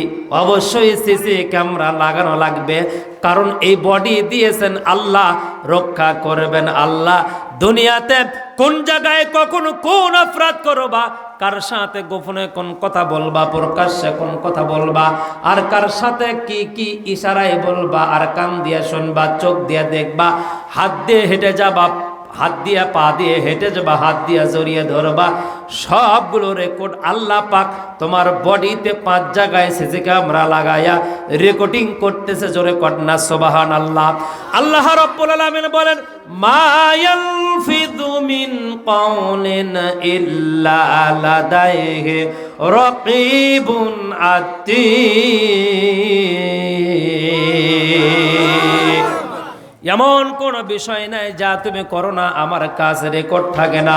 প্রত্যেকটা বিষয় আমি আল্লাহ পাক রেকর্ড করে রাখি। বান্দা সাবধান সাবধান, বডিতে 5 জায়গায় সিসি ক্যামেরা রয়েছে। জীবনে এই ওয়াজ কেউ করে নাই, কোনোদিন শোনেন নাই, আজকেই প্রথম গোলাম রব্বানির ভাগনা শেখ আবু ইউসুফ করে যাচ্ছে।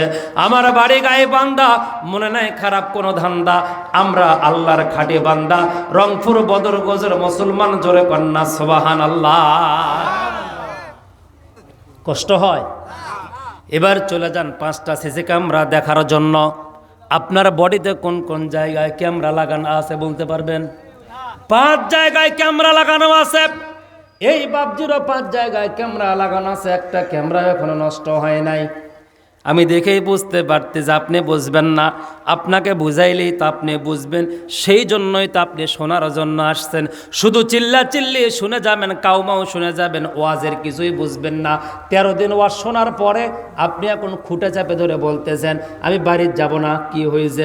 বলে লাইলি আর মজনু যে হুজুর ওয়াজ করলো, আসলে লাইলি মেয়ে না পুরুষ। তার মানে ওয়াজের কিছুই আপনি এখনো বোঝেন না।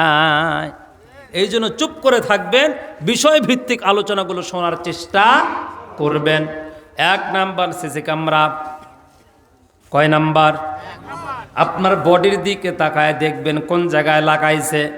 কোরআনুল কারিমের কোন জায়গায় পাওয়া যাবে? কোরআনুল কারিমের 24 নাম্বার পারা। এই তোমরা যারা ছাত্র, বাড়ির থেকে কলমার খাতা নিয়ে আসবা লেখার জন্য। আমরা যা বলবো বাড়িতে যা মিলাবা, না হইলে ফোন করে বলবা হুজুর আপনি যে কথা বলেছিলেন ওই কথার কোনো ভিত্তি নাই, অথেন্টিক কোনো প্রমাণ নাই হুজুর, এগুলো কথা বলা ছেড়ে দেন হুজুর, এইটা দিয়ে জাতির কোনো উপকার নাই।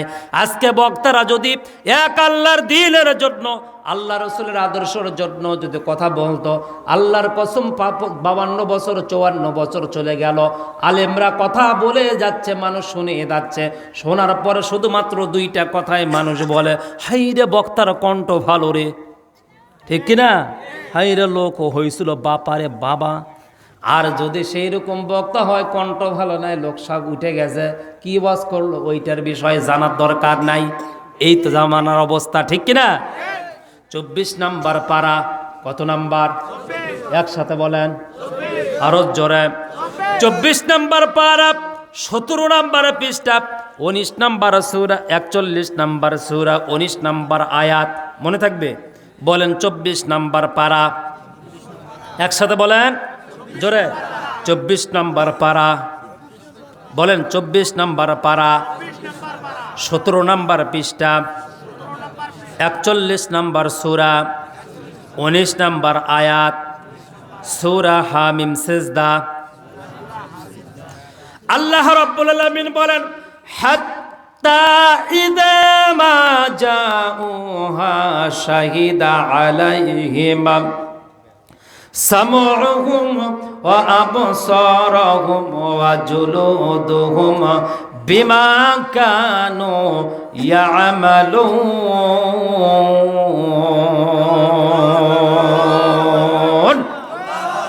আর একবার বলেন আল্লাহু আকবার বলেন না কেন? আল্লাহ মানে আল্লাহ, ও আকবার, আল্লাহু আকবার মানে আল্লাহ মহান, আল্লাহ মহান। বান্দা যতবার জীবনে আল্লাহ মহান বলে, আল্লাহ এমনিও মহান তেমনিও মহান, পূর্বেও মহান, পরবর্তীতেও মহান, ভবিষ্যতেও মহান, বর্তমানে মহান। তারপরেও যখন আল্লাহ আপনি বারবার বলতেছেন আল্লাহ মহান, আল্লাহর ফেরেশতা গিয়ে বলে আল্লাহ আপনার বান্দাগুলো শুভ ডুবুতে বলতেছে আপনি মহান, আপনি মহান, আপনি মহান। আল্লাহ পাক বলে এটা কতবার বলছে আমি মহান? বলে শতবার, হাজারবার বলছে। 2 ঘন্টা শেখ আবু ইউসুফ হুজুর গোলাম রব্বানী ভাগিন আওয়াজ করছে, বারবার বলে আল্লাহ আপনি নাকি মহান, আল্লাহ আপনি নাকি মহান, আল্লাহ আপনি নাকি মহান। আল্লাহ পাক বলল আমার ফেরেশতারা বারবার যেহেতু বলতেছে আমি মহান, আমি আল্লাহ ওয়াদা করলাম ওই বান্দাদেরকে যতক্ষণ পর্যন্ত ওরা মহান না হবে এই দুনিয়ার থেকে ওদেরকে বেইজ্জতি করে বের করব না।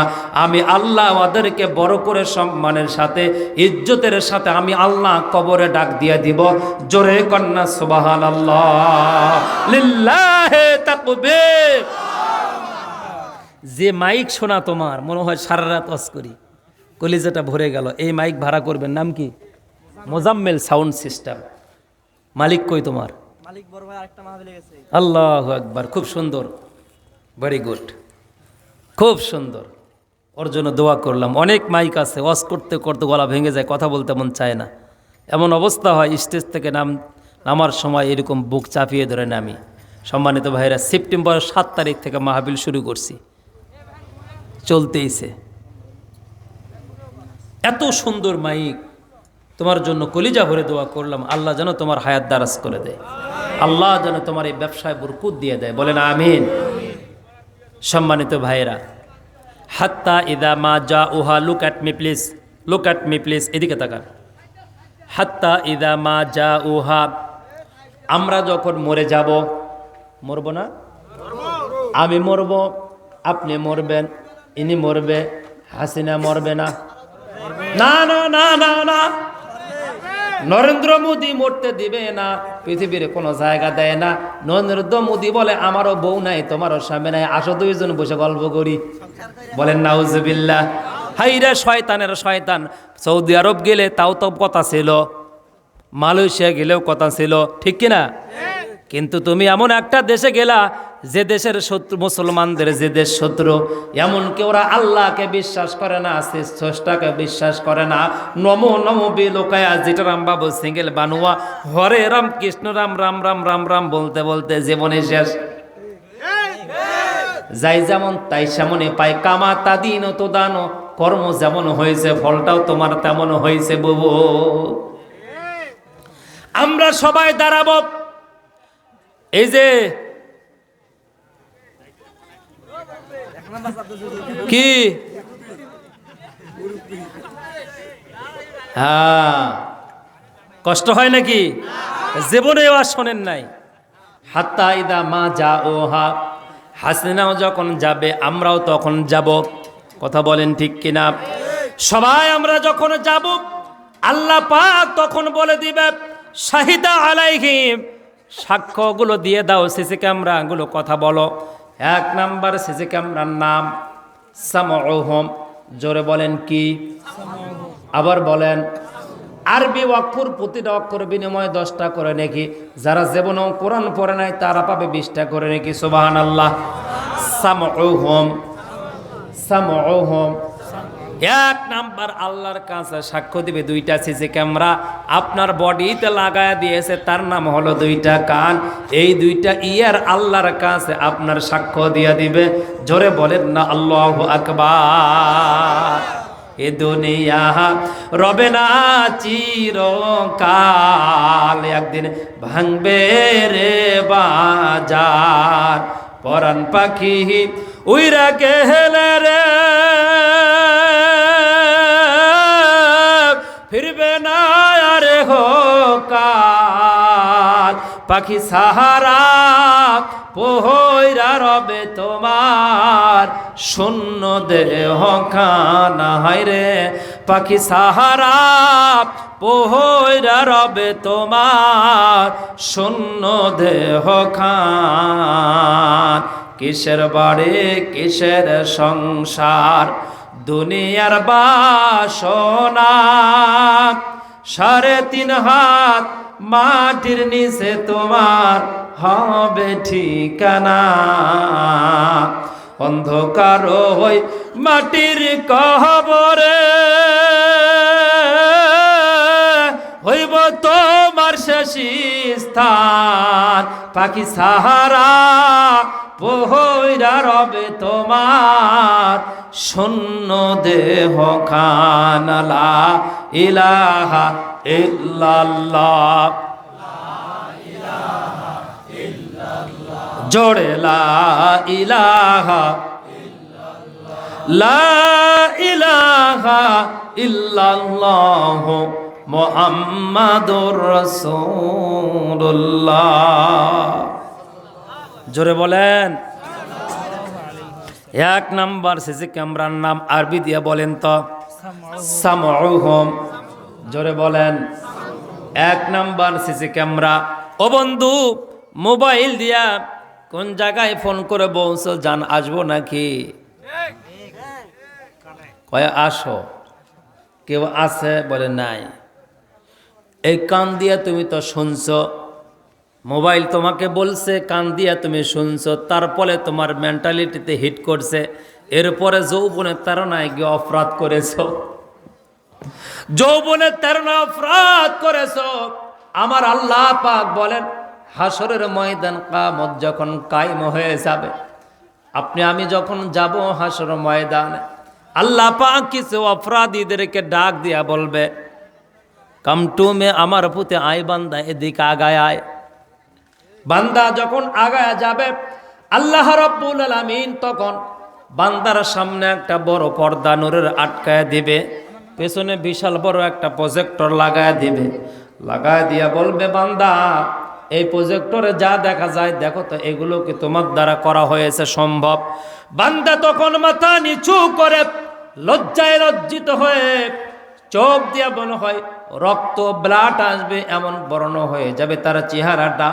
বান্দা বলবে আল্লাহ আমি অপরাধগুলো করেছি। আল্লাহ আল্লাহ পাক বলবে বান্দা এই অপরাধগুলো তুমি করেছো, এইটা তোমার কাছ থেকে শুধু শুনবো সেই জন্যই ডেকেছি। বলে আল্লাহ তাহলে আপনি জনগণের সামনে কেন আমার অপরাধগুলো দেখাইলেন না? আল্লাহ পাক বলে বান্দা এই অপরাধগুলো যদি আমি তোমার এলাকার মানুষের সামনে দেখায় দিতাম, তোমার সন্তানের সামনে দেখায় দিতাম, তোমার স্ত্রীর সামনে দেখায় দিতাম, তোমার মসজিদের মুসল্লির সামনে যদি দেখায় দিতাম, তোমার ইজ্জত সম্মান কতটা না কমে যেত। ও বান্দা শুধু গোপনে তোমাকে অপরাধগুলো দেখায় দিলাম এতটুকুই না, তোমার যা অপরাধ জীবনে রয়েছে সকল অপরাধ আমি আল্লাহ ক্ষমা করে দিয়ে দিলাম। জোরে কন্যা সুবহানাল্লাহ। কুলিয়া ইবাদিয়াল্লাযীনা আসরাফু আলা আনফুসিহিম লা তাকুনাতু মির রাহমাতিল্লাহ ইন্নাল্লাহা ইয়াগফিরুয যুনুবা জামিআ ইন্নাহু হুয়াল গফুরুর রহিম। সম্মানিত ভাইরা আমার, জিনা করেছেন? হ্যাঁ হুজুর আমি জিনা করেছি। জিনা করার পরে যদি সমাজের লোকজন জানতে পারে তার শাস্তি হয়, পুলিশ জানতে পারলে জেল জরিমানা হয়। আমার আল্লাহ বলেন জিনা করেছো, শরীরটা নাপাক হয়েছে? বলে হ্যাঁ। চুরি করেছো, মিথ্যা কথা বলেছ, অপরাধ করেছো? বান্দা বলে হ্যাঁ আমি তাই করেছি। ওই জিনা করার পরে গোসলটা এখনো পর্যন্ত দাও নাই, গোসলটা দেওয়ার পূর্বে নাপাক শরীর নিয়ে যদি তুমি বলো আল্লাহ আমি না বুঝে শয়তানের ওয়াসওয়াসায় পড়ে আল্লাহ আমি গুনাহ করলাম, আল্লাহ আমার জাহান্নাম ছাড়া উপায় নাই, আল্লাহ তুই আমারে ক্ষমা করে দে। আমার আল্লাহ এতটাই ভালোবাসে রে, আল্লাহ পাক বলে বান্দা ওই জিনা করার পরে নাপাক শরীরের অবস্থায় যদি একটা বার আমাকে আল্লাহ বলে ডাক দেশ, আমি আল্লাহ অতীতের সব গুনাহ, তোর জিনার গুনাহটাও আমি আল্লাহ মাফ করে দিয়ে পরিষ্কারের আগে তোকে আমি পরিষ্কার করে কোলে টেনে নিলাম। জোরে বলেন সুবহানাল্লাহ। মালিক তুমি জান্নাতে, তোমার পাশে আমার একটি ঘর বানিয়ে দিও, একটি ঘর বানিয়ে দিও। জোরে বলেন আমিন। সম্মানিত ভাইরা আমার, মিথ্যা কথা বলেছেন, মিথ্যা কথা বলেছেন, ওজনে কম দিয়েছেন, মানুষের সাথে খারাপ ব্যবহার করেছেন, মানুষ ক্ষমা করার পূর্বে আমার আল্লাহর ওয়াদা, আমি আল্লাহ তোমাকে ক্ষমা করে দিব।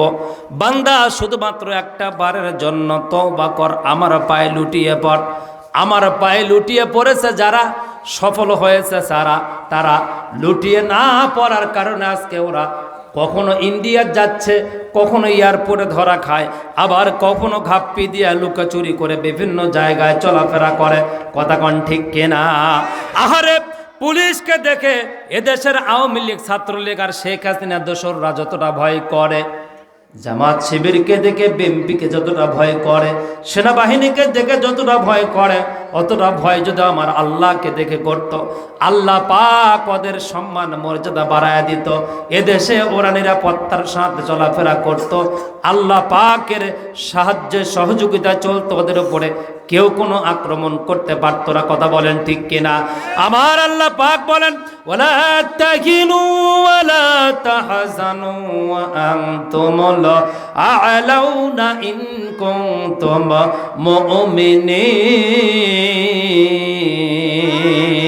মুমিনিন। জোরে বলেন, জোরে বলেন। মুমিন হবে যখন আমার সাহায্য যাবে তখন। কিন্তু আজকে মোমেন না হয়ে পরিচয় দিচ্ছে আমার বাড়ি গোপালগঞ্জ, আমি বৃদ্ধ লীগের সভাপতি, আমি ফকরন লীগের উপদেষ্টা, কে আমি মাঝির অমুক দায়িত্বে ছিলাম, আমি ট্রাক শ্রমিকের অমুক দায়িত্বে ছিলাম। সে আর খালি মাঝে মধ্যে ফোন করে আর বলে আসেন। আমি আপনাদেরকে গ্যারান্টি দিয়ে বলে গেলাম, আল্লাহ যদি কিয়ামত 2041 সালে দেয়, 41 সালের আগেও ওর মরা বাপ পর্যন্ত আসতে পারবে না। কি জন্য জানেন? কারণ এদেশের মানুষ তাকে তাড়িয়ে দেয় নাই, তিনি অপরাধ করার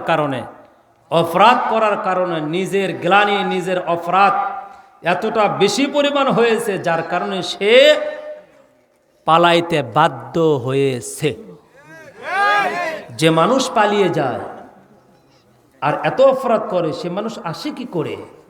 আর সে মানুষ তওবা না করে থাকি কি করে গো? আল্লাহ রাব্বুল আলামিন বলেন, সম্মান চাও, ইজ্জত চাও, আমি আল্লাহ তোমাকে দিয়ে দিব। আল্লাহ পাক কোরআনুল কারীমের ভিতরে বলেছেন, ওয়া মিনাল লাইলি ফাতাহাজ্জাতু বিহি নাফিলাতাল লাকা আসা আইয়াবাআতাকা রাব্বুকা মাকামান মাহমুদা। ছাত্রলীগের ভাইয়েরা, আওয়ামী লীগের ভাইয়েরা, কুতকুতি লীগের ভাইয়েরা, জামাত আর বিএনপির কাছে যাওয়ার দরকার নাই। আমার আল্লাহর পায়ে লুটিয়ে পড়ো, ওযু করে মসজিদে যাও, প্রয়োজন হলে তাবলীগে যাও, যায়া কান্দাকাটি করো, আল্লাহর কাছে বলো, আল্লাহ এই 14টা বছর আমি বুঝতে পারি না, আল্লাহ আজকে আমার সন্তানগুলো বাহিরে বের হতে পারে না, আমার স্ত্রী আমার শ্বশুর বাড়িতে আছে, আমি নিজেও বাড়িতে যাইতে পারি না, আমার মা বাবাও বাড়িতে ঠিক মতো ঘুমাইতে পারে না, কোন দিন জানে গরু নিয়ে যায়, কোন দিন জানে ছাগল নিয়ে যায়, আল্লাহ দয়া করে তুমি আমার হেফাজত করো। এই কথা বলে রাতের আধারে, গভীর রাত্রে চোখের পানিগুলো ফালাইয়া দাও, দেখবা 7 থেকে 8 দিনের ভিতরে তোমার চেহারার পরিবর্তন, তোমার এলাকার পরিবর্তন, তোমার বন্ধু বান্ধবের পরিবর্তন আল্লাহ যখন করে দিবে, তখন নিরাপদে তুমি চলাফেরা করবা বুক খুলে। তোমাকে মারা, তোমাকে ধরা, মামলা দেওয়ার মতো কোনো লোক খুঁজে পাওয়া যাবে না। কিন্তু মানুষকে ভয় করে না কাকে? জোরে বলেন। কেন ভয় করে না জানেন? তার মানে মানুষ মনে করে কিয়ামত তো হবেই তো। ওটা কি মানুষ দেখতে পারে যাবে? বলে না ওটা কি মানুষ দেখতে পারে যাবে? আরে পাগল, মানুষকে দেখতে যাবে। তুমি যা দুনিয়াত করতেছো সব রেকর্ড হচ্ছে তো। 1 নাম্বার সিসি ক্যামেরা কি? জোরে কও। আর একবার। কয়টা? একটা। কয়টা? মিথ্যা কথা শুনছেন না? এই কান বলে দেবে। জাল দলিলে সই করার কথা বলছেন না, কান দিয়ে শুনছেন না, কান বলে দেবে। জমির আল ঠেলার কথা বলছেন না, কান দিয়ে কামলাকে, কান বলে দেবে। প্রেমিকার সাথে পার্কে গিয়ে কথা বলার জন্য মোবাইল কান দিয়ে শুনছেন না, কান বলে দেবে। কার কাছে? জোরে বলেন, কার কাছে? কে বলেছে? কে বলেছে? আল্লাহর কোরআন। কে বলেছে? বিশ্বাস হয়? পৃথিবীর কোনো ব্যক্তি মরিস বুকাইরের মতো লোক কোরআন ভুল ধরতে এসে আরবি ভাষা শিখে কোরআন পড়ে তিনি কোরআন লিখলেন।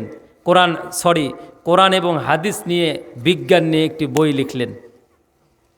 বিজ্ঞান দ্য বাইবেল, একটি বই লিখলেন, কোরআন দ্য বাইবেল। এই বইটা লিখলেন মরিস বুকাইরি। তিনি অনেক অধ্যয়ন করেছেন, তিনি একজন বিজ্ঞানী, তিনি একজন সাহিত্যিক।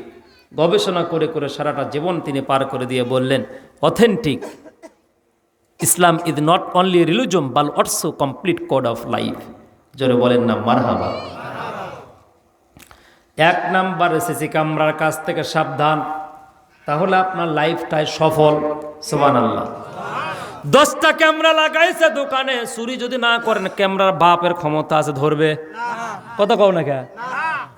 এই ওই কথা কয় না, কিন্তু একবারও বলেনি কথা, খালি ছায়া দেখতেছে। কি ঘটনা রে? ছাত্রলীগ করছিল নাকি? একা করে দিকে চোখে শোনা। কি হয়েছে ময়না পাখি? কি হয়েছে আব্বা? একেবারে দেখতেছে হাও কিচ্ছু করে না।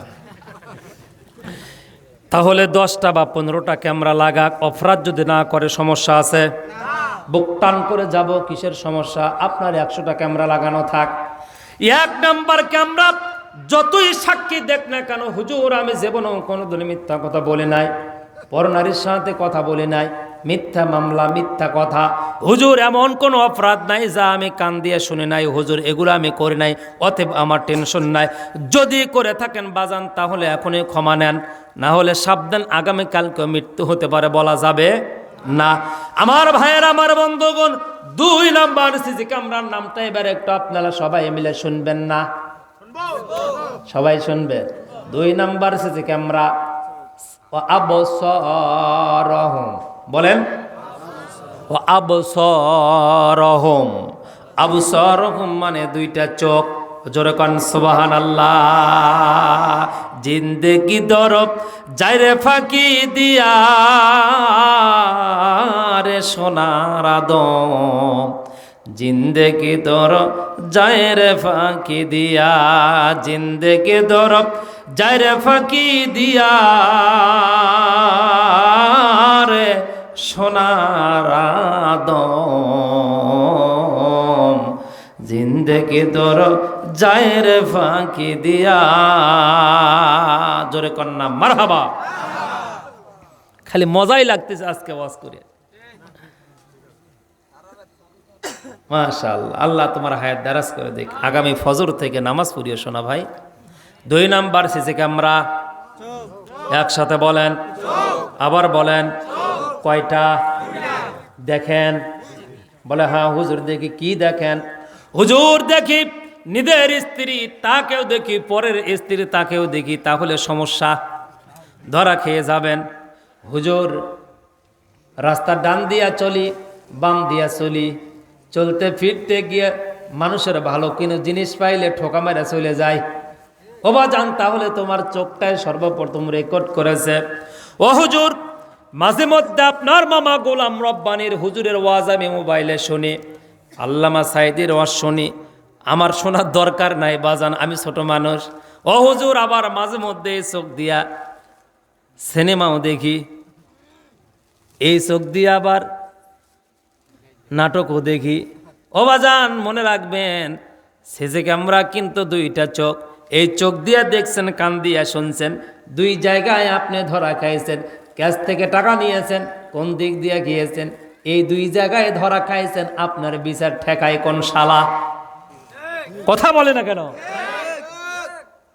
রঙ্গরসের দিন ছিল আমার আগে দিন, রঙ্গরসের দিন ছিল আমার আগে দিন, 12 ঘন্টা বেলায় আমার সন্ধ্যা হইল, পাখি উড়ে যাওয়ার বুঝে সময় হলো, পাখি উড়ে যাওয়ার বুঝে সময় হলো।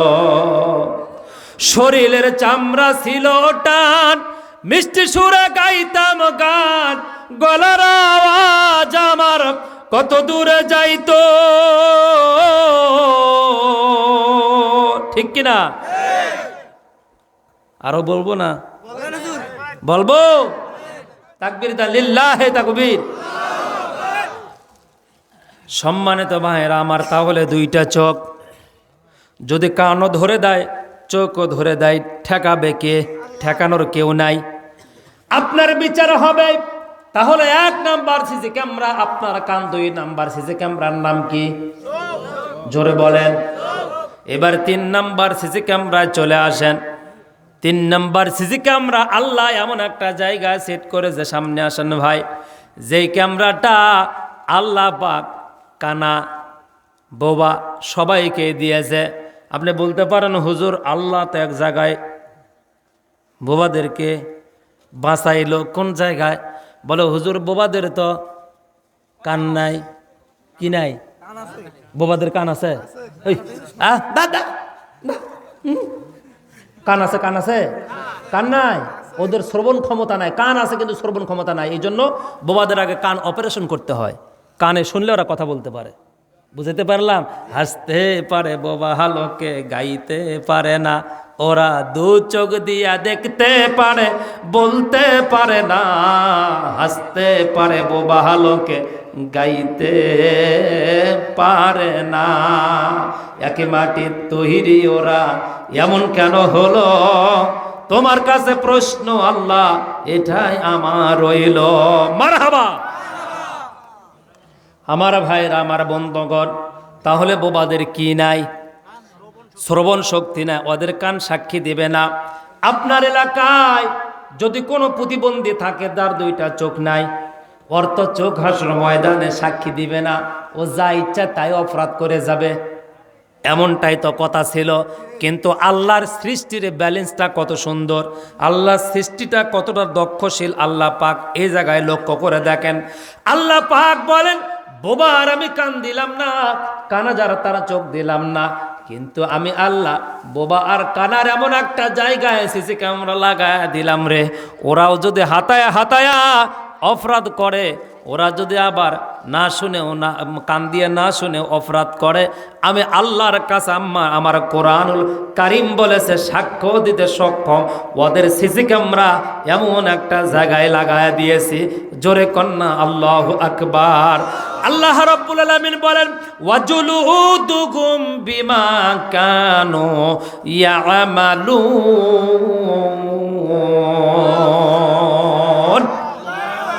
আল্লাহ পাক কানা আর বোবা সহ আমাদের সবাইকে সিসি ক্যামেরা লাগায় দিয়েছে।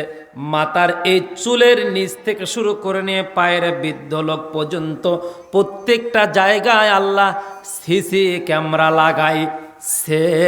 জোরে কন্যা আল্লাহু আকবার। এটার নাম কি? এটার নাম কি? একসাথে আমরা সামরা। এটার নাম কি? এটার নাম কি? চামড়া। এটাও তো তালা কিন্তু চামড়া। তাহলে এটার নাম কি? এটার নাম, এটার নাম আছে তো, বডিতে আছে না? তাহলে বলেন তো, কানা মানুষের বডিতে চামড়া আছে? আহা, সুবহানাল্লাহ কও। চোখ নাই যাদের, তাদের বডিতে চামড়া আছে। যাদের কান শোনে না তাদের বডিতে চামড়া আছে। আমি মনে করি বাজান রে, এই মন্ত্রীগুলো বিসিএস ক্যাডার, এই মন্ত্রীগুলো তারা বিভিন্ন জায়গায় বড় বড় পদে ছিল। প্রধান বিচারপতি মানিক, হাইরে মানিক রে মানিকা, তুই এত লেখাপড়া করলি, একটা বার ভাবলি না আল্লাহ কানার বডির কাছ থেকে হিসাব কিতাব নিবে? জোরে কন সুবহান আল্লাহ। সেই জন্য কানাকে বলে দিল কানা অপরাধ করবি না, কারণ তোর চোখ নাই, তোর কিন্তু কান নাই। অতএব কান চোখ না থাকলেও পুরা বডিটা চামড়াগুলোকে আমি সিসি ক্যামেরা বানায়া দিলাম। জোরে কন, জোরে কন। কয়টা ক্যামেরা চলে গেল? এই যুবক ভাই, কয়টা গেল? একসাথে বলেন। আমার ভাইয়ের, আমার বন্ধুগণ, আর 2টা সিসি ক্যামেরা আছে। মাঝখানে কিছু সময় আমি মা বোনদের কাছে যেতে চাই। আল্লাহ রব্বুল আলামিনের হাবিব মা বোনদের সম্মান মর্যাদা বেশি দিয়েছে, কিন্তু আজকে আমরা সমাজে মা বোনদের ইজ্জত সম্মান দেই না, তাদেরকে বেইজ্জত করি, তাদেরকে ছোট করি। কথা বলেন ঠিক কিনা? আমার ভাইয়ের, আমার বন্ধুগণ, মা বোনদেরকে নবীদের সম্মান ইজ্জত বেশি দিয়েছেন। আমার মায়েরা, আমার বোনেরা, আপনারা সম্মানের পাত্র, ইজ্জত ওয়ালার পাত্র। আপনার পেটে নবীদের জন্ম, আপনাদের পেটে রসুলের জন্ম, সাহিত্যিকদের জন্ম। মা নবী করিম সাল্লাল্লাহু আলাইহি ওয়াসাল্লাম মদিনায় একদিন মা আয়েশা সিদ্দিকা রাদিয়াল্লাহু তাআলা আনহাকে ডাক দিয়ে বললেন, আয়েশা, ও আয়েশা, আমাকে 1 গ্লাস পানি একটু ঠান্ডা দিবা কিনা? আমি বড় কষ্ট করে আসছি, একটু পানি নিয়ে আসো। আয়েশা বললেন, আমাকে পানি নেওয়ার কথা বললো, আমি কিন্তু ভুলে গিয়েছি। মদিনায় ওই দিন খেলা হচ্ছিল, খেলা দেখার জন্য আমি ব্যস্ত হয়ে গেলাম। ঘটিটা ফালা দিয়া কখন যে খেলায় আমি মগ্ন হয়ে গিয়েছি আমি বলতে পারি না। এমন সময় আল্লাহ রসুল কয়েক ঘন্টা পরে ক্লান্ত শ্রান্ত শরীর নিয়ে আসছে। আসার পরে দেখে আমার মাথার ঘামগুলো টপ টপ টপ টপ করে বালির উপরে পড়ে যাচ্ছে। নবীজি সূর্যের কিরণ মা আয়েশার শরীরে যেন না লাগে, ওই জন্য সাইডে দাঁড়ায় গেলেন। দাঁড়ানোর পরে কিছু সময় পরে মা আয়েশা বলেন, আমার শরীরটা ঠান্ডা, আমার শরীরটা আরামপ্রিয় হয়ে যাচ্ছে, সেই জন্য আমি মনে করলাম যে ঠান্ডা মানে সন্ধ্যা হলো কিনা। এমনটা মনে মনে ভেবে মাথা উঁচু করে সূর্যের দিকে তাকায় দেখব, এমন সময় দেখে আমার স্বামী রসুল। দেখার পরে আমার মুখটা মলিন হয়ে গেল, আমি ভয়ে থরথর করে প্রকম্পিত, আমার শরীরটা কাঁপতেছিল। মা আয়েশাকে নবীজি ডানা হাতের ডানাটা ধরে বললেন, আয়েশা, তোমার কি খেলাধুলা শেষ? ও আয়েশা, তোমার কি খেলাধুলা শেষ? বলল, ইয়া রাসূলুল্লাহ, ইয়া হাবিবাল্লাহ, আমার তো খেলাধুলা শেষ। কেন, কি করতে হবে আমাকে একটু দয়া করে বলুন। বলে, তাহলে তোমার বান্ধবীদের কাছ থেকে বিদায় নিয়ে চলো, বাড়িতে চলে যায়। বাড়িতে গিয়ে আল্লাহ রসুল বললেন, এই যে ঘটি করে নিয়ে আসছে, এই ঘটি দিয়ে তুমি একটু আমার ঠান্ডা পানি নিয়ে এসে খাওয়াও। পানিটা যখন নিয়ে আসলো, আসার পরে নবীজি ঢক ঢক করে খাইলেন। খাওয়ার পরে নবীজি হযরত আয়েশাকে জড়িয়ে ধরলেন, ছোট্ট মানুষের মতো মা আয়েশাকে কোলের ভিতরে বসায় নিলেন। নেওয়ার পর আয়েশাকে বললেন, আয়েশা, তুমি কি মন খারাপ করেছে? বলি, ইয়া রাসূলুল্লাহ, কেন মন খারাপ করব? আমার লজ্জায় মাথা নিচু হয়ে যায়, কি করে আপনার সামনে দাঁড়ায়, ওই জন্যই তো আমার চেহারাটা লাল বর্ণ হয়ে গিয়েছে। হুজুর বললেন, আয়েশা, সন্ধ্যা পর্যন্ত জমি তুমি ওই জায়গায় মাথা নিচু করে খেলাইতা, আমি রসুল তোমাকে সূর্যের কিরণ, আলো থেকে, তাপ থেকে বাঁচানোর জন্য দাঁড়ায় থাকতাম। এটাই হলো স্বামীর পরিচয়, এটাই হলো একজন নবীর পরিচয়, এটাই হলো একজন ভালো মানুষের পরিচয়। জোরে কন্যা মারহাবা। মা বোনদেরকে সম্মান ইজ্জত করতে হবে। বাড়ির বাহিরে চলে যায়, স্বামী বাড়িতে আসার সঙ্গে সঙ্গে স্ত্রীর সাথে এমন কিছু আচরণ করে যা সন্তান দেখে নিজেও লজ্জায় লজ্জিত হয়ে মাথা নিচু করে বাড়ির থেকে বের হয়ে যায়। কথা বলেন না কেন? ছেলেটা মনে করে পাশের বাড়ির চাচা বড় আব্বাকে গিয়ে বলে, বড় আব্বা, আমরা এখন বড় হয়েছে না, আব্বা বোঝে না আমরা বড় হয়েছে, আমার সামনে মাকে কি কি করে বলে, কেমন লজ্জা লাগে বলেন। আমি ভার্সিটিতে পড়ি, এগুলো যদি মাঝে মধ্যে এইরকম করে আম্মা আব্বাকে সাবধান থাকতে বলবেন, তাহলে বাপ বেটার কিন্তু একটা বোঝা পড়া হবে, ঠিক কিনা? বলে না, বলে না?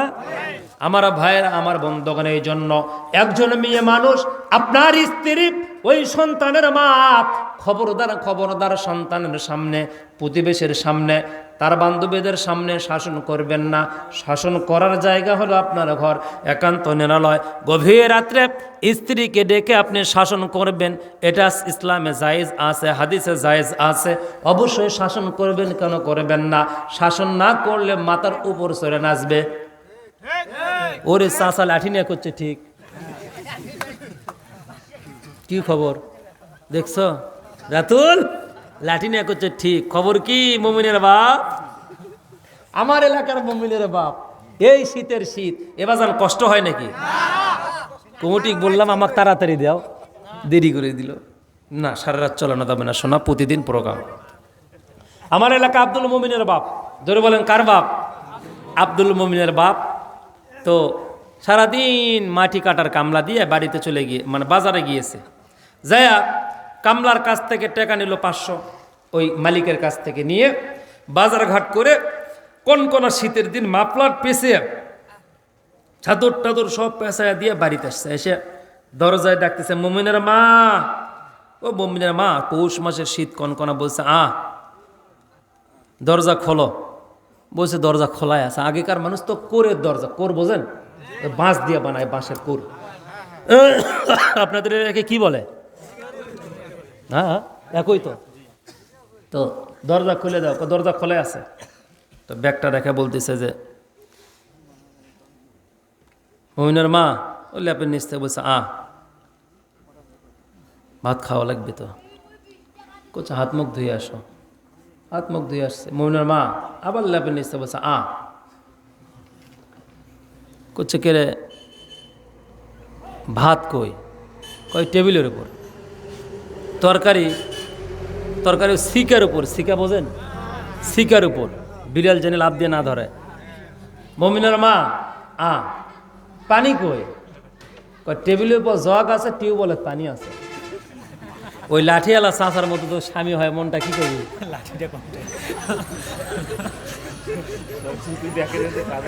তখন মুমিনের বাপ বলতেছে কে মুমিনের মা আবার ল্যাপের নিচতে বসে তুই তো করিস। পানি টিউবওয়েলত, জগ টেবিলের উপর, ভাত টেবিলের উপর, তরকারি শিকার উপর। আচ্ছা ভালো কথা, বাজারে যাওয়ার সময় হাতকো যেটা লাঠি আসছিল ওই লাঠিটা কোনটি থইছো সোনা? কেবল কষে লাঠিটা কোনটি থইছো? ওই ল্যাপ চটকে ফেলা দেখো আমি উঠিচ্ছি না। এতক্ষণ কটে গেছিল। এরকম আছে না নাই? কার কার আছে বাড়ি থেকে হাত তোলেন তো। সম্মানিত ভাইয়েরা আমার, একটু বিনোদন শিক্ষা আছে না নাই? মারা যাবে না, গালি দেওয়া যাবে না, আঘাত করা যাবে না। তবে হ্যাঁ, কথা বলবেন একান্ত নিরালয়, কথা বলবেন গোপনে। শাসনমূলক কথা সবার সামনে বলা যাবে না। আমার ভাইয়েরা, আমার বন্ধুগণ, মা বোনদেরকে বলবো, মা খবরদার খবরদার, স্বামী বাহির থেকে আসার পরে এমন রাত হয়েছে বাড়িতে আসতে, যেহেতু স্বামী বাড়ির কর্তা, স্ত্রী সন্তান বাড়ির জন্যই তো তাকে বাড়ির বাহিরে থাকতে হয় টাকা ইনকামের জন্য। যেমনি গভীর রাত্রে বাড়িতে আসছে, দরজা খুলে দেওয়ার পরে গেটে দাঁড়ায়া ডাইরেক্ট স্বামীকে বলছে এতক্ষণের সময় হলো, মানুষের মুখ দেখা হয় নাই, গল্প শেষ হলো, আসলে কি জন্যে? থাকতে পারো নাই, আশা লাগে গে, রাত তো হয়নি। বলে না বলে না? ও দাদা কথা কন না কে? দাদি জীবনও বলেনি, বলছে। প্রায় স্ত্রীদের এই স্বভাব খুব খারাপ একটা স্বভাব। আরে বেটি বাড়িতে আসছে, গেটে পা দেওয়ার সাথে আগে প্রথমে একটা সালাম দাও, তারপরে উজুর পানি দাও, গামছাটা আগায় দাও। এরপরে তোমার কোন মামলা আছে, কোন অভিযোগ আছে, কোন আদালত আছে, ঘরের ভিতরে যা শুরু করো। ঠিক কিনা? গেটে আসার সাথে মনে হয় মালাকুল মউত ধরছে, আজরাইলও ছাড়ে তো উনি ছাড়েন না। এত করে বলতেছে এই ব্যাগটা রাখি, আগে ব্যাগটা রাখি, রাখো উঠি। রাগ দেখাচ্ছে এত রাতে সে বলে না এরকম। মানে যত বলবেন তত আর ওই চেতে যায়, মনে হয় যে উনি বাজার করে নিয়ে আসলো। 5 কেজির একটা ব্যাগ দিলে ও মা করে ডুকরে উঠবি, তাই আবার গরম দেখাচ্ছে। স্বামী স্ত্রী খবরদার এমন আচরণ করবেন না মায়েরা বোনেরা। স্বামী চলে গেল, স্ত্রীও চলে গেল, খাওয়া দাওয়া করলো, কিন্তু রাতের বেলা কোনো কথা নাই। মদিনার ঘটনা বলতেছি দেখেন, রাতের বেলা কোনো কথা নাই, ঘুমিয়ে পড়লো। স্বামী পশ্চিম দিকে স্ত্রী পূর্ব দিকে, মাঝখানে কোলবালুস, বেলজিয়ামের ব্রিজ, সারা রাত কোনো কথা নাই। ফজরের নামাজের পূর্বে মালাকুল মউত এসে মিটারের তারটা কেটে দিয়েছে। কুল্লু নাফসিন যায়িকাতুল মাউত, ইন্না লিল্লাহি ওয়া ইন্না ইলাইহি রাজিউন। সকাল 10:30টায় জানাজা নামাজ, অমুক মারা গিয়েছে, ঠিক কিনা? কেমন করে ঘুমাও তুমি, কেমন করে ঘুমাও তুমি, ফজর করে কাজা। এমন তো হতে পারে জহরে জানাজা তোমার, এমন তো হতে পারে জহরে জানাজা, ঠিক কিনা? ফজরের আগে মালাকুল মউত ডাকতেছে, নরে না সরে না। জানাজা হয়ে গেল, মাটি দেওয়া হলো। নবীজি মিরাজে চলে গেল, জিব্রাইলকে বলল, ভাই জিব্রাইল আদ্দিন নাফসাক, এই লোকটার পরিচয়টা বলেন। জিব্রাইল আলাইহি ওয়াসাল্লাম বললেন, কি পরিচয় নেবেন? নবীজি বলল যে কাউকে আগুনে পোড়ানো হচ্ছে, কাউকে পিটানো হচ্ছে, কারো মাথার চুলগুলো ধরে উপর দিকে টানা হচ্ছে, আবার ছেড়ে দেওয়া হচ্ছে। আমার ভাইয়েরা, কোনো মানুষের জন্য জাহান্নামটা প্রশস্ত হবে, কারো জন্য জাহান্নামটা ডাবরের মতো হবে। সম্মানিত ভাইয়েরা, এবার নবীজি বলল, এই মহিলাটার অপরাধ কি? জিহ্বার ভিতরে আগুনের কড়া লাগায় দিয়ে এইভাবে ঘুরাচ্ছে, কারণটা কি? নবীজিকে জিব্রাইল বলল, ভাই মোহাম্মদ সাল্লাল্লাহু আলাইহি ওয়াসাল্লাম, এই মহিলাটা ফরজ পর্দা সঠিকভাবে আদায় করত, দেবর ভাসুর ননদ জামাইয়ের সাথে জীবনও দেখা দেয় নাই। এরপরে এই মহিলাটা হজ করেছে, এই মহিলাটা ফরজ নামাজ নিয়মিত আদায় করেছে, নফল রোজা রেখেছে, ফরজ রোজা রেখেছে, তো আমল তো সবই ঠিক আছে, সমস্যা কোথায়? বলে একটা জায়গায় সমস্যা, এনার স্বামী যেই দিন এনার হায়াত শেষ, ওই দিন রাত 11টার সময় স্বামী যখন বাহির থেকে আসছে, ওই সময় স্বামীর সাথে খারাপ ব্যবহার করলো, করার পরে স্বামীর সাথে আর কোনো কথা বলেন নাই। স্বামী একদিকে, উনি আর একদিকে, মনের কষ্ট নিয়ে স্বামী ঘুমিয়ে গিয়েছে, উনিও রাগ করে অন্যদিকে হয়ে ঘুমিয়েছে। ওই দিন তার মৃত্যুবরণ করার ডেট এসে গিয়েছে। দুনিয়ার থেকে যখন বিদায় নিয়েছে, বেঈমান হয়ে মারা গিয়েছে। আল্লাহ পাক বলেছে, স্বামীকে যেই জিহ্বা দিয়া কষ্ট দিয়েছে, ওই জিহ্বার ভিতরে আগুনের কড়া লাগায়া দিয়া, আগুনের পেরেক লাগায়া দিয়া ফেরেশতারা কিয়ামত পর্যন্ত ঘুরাও। জোরে কন্না নাউজুবিল্লাহ। হে রাসূল, হে বন্ধু, আপনি আপনার উম্মাদেরকে বলে দাও, কোন নারী যেন তার স্বামীর সাথে এমন আচরণ না করে, ওই আচরণ করে মারা গেলে তার হবে জাহান্নাম নির্ধারিত। নবীজি বলেন, কোন নারী যদি মারা যায় আগে স্বামী তার কবরের পাশে গিয়ে বলে, আল্লাহ আমার স্ত্রী বড্ড ভালো ছিল, আল্লাহ তারে মাফ করে দাও। আল্লাহ রাসূল বলেছেন, স্বামীর হাত নামানোর পূর্বে কম পক্ষে আল্লাহ রাব্বুল আলামিন তার জীবনের সগীরা গুনাহগুলো মাফ করে দিবে। সুবহানাল্লাহ। কোন স্ত্রী, স্বামী যদি আগে মারা যায়, স্ত্রী যদি দোয়া করে, আল্লাহ আমার স্বামী মারা গিয়েছে, আমার স্বামী বড্ড ভালো ছিল, আমার স্বামী নাই পরাণতা ছিল, আমার স্বামী আমার যতটুকু প্রয়োজন আমার সে হাজতকে পূর্ণ করেছে, ও আল্লাহ আমার স্বামীও নাই, মাথার উপরে ছাতাও নাই, আল্লাহ দয়া করে আমার স্বামীকে তুমি মাফ করে দাও। আল্লাহ রাসূল বলে, এই দোয়া ওই নারীটা করার সঙ্গে সঙ্গে ওই স্বামীর জীবনের সকল সগীরা গুনাহগুলো আল্লাহ পাক মাফ করে দেবে। জোরে কন্না সুবহানাল্লাহ, লিল্লাহি তাকবীর। কাফনের কাপড়টাকে গায়ে জড়াবার আগে, কাফনের কাপড়টাকে গায়ে জড়াবার আগে, ইহরাম গায়ে বাঁধার সুযোগ কামাই দিও। মরণের আগে একবার কাবার ধারে নিও মাওলা, মরণের আগে একবার কাবার ধারে নিও। বলেন আমিন। লা ইলাহা ইল্লাল্লাহ, জোরে লা ইলাহা।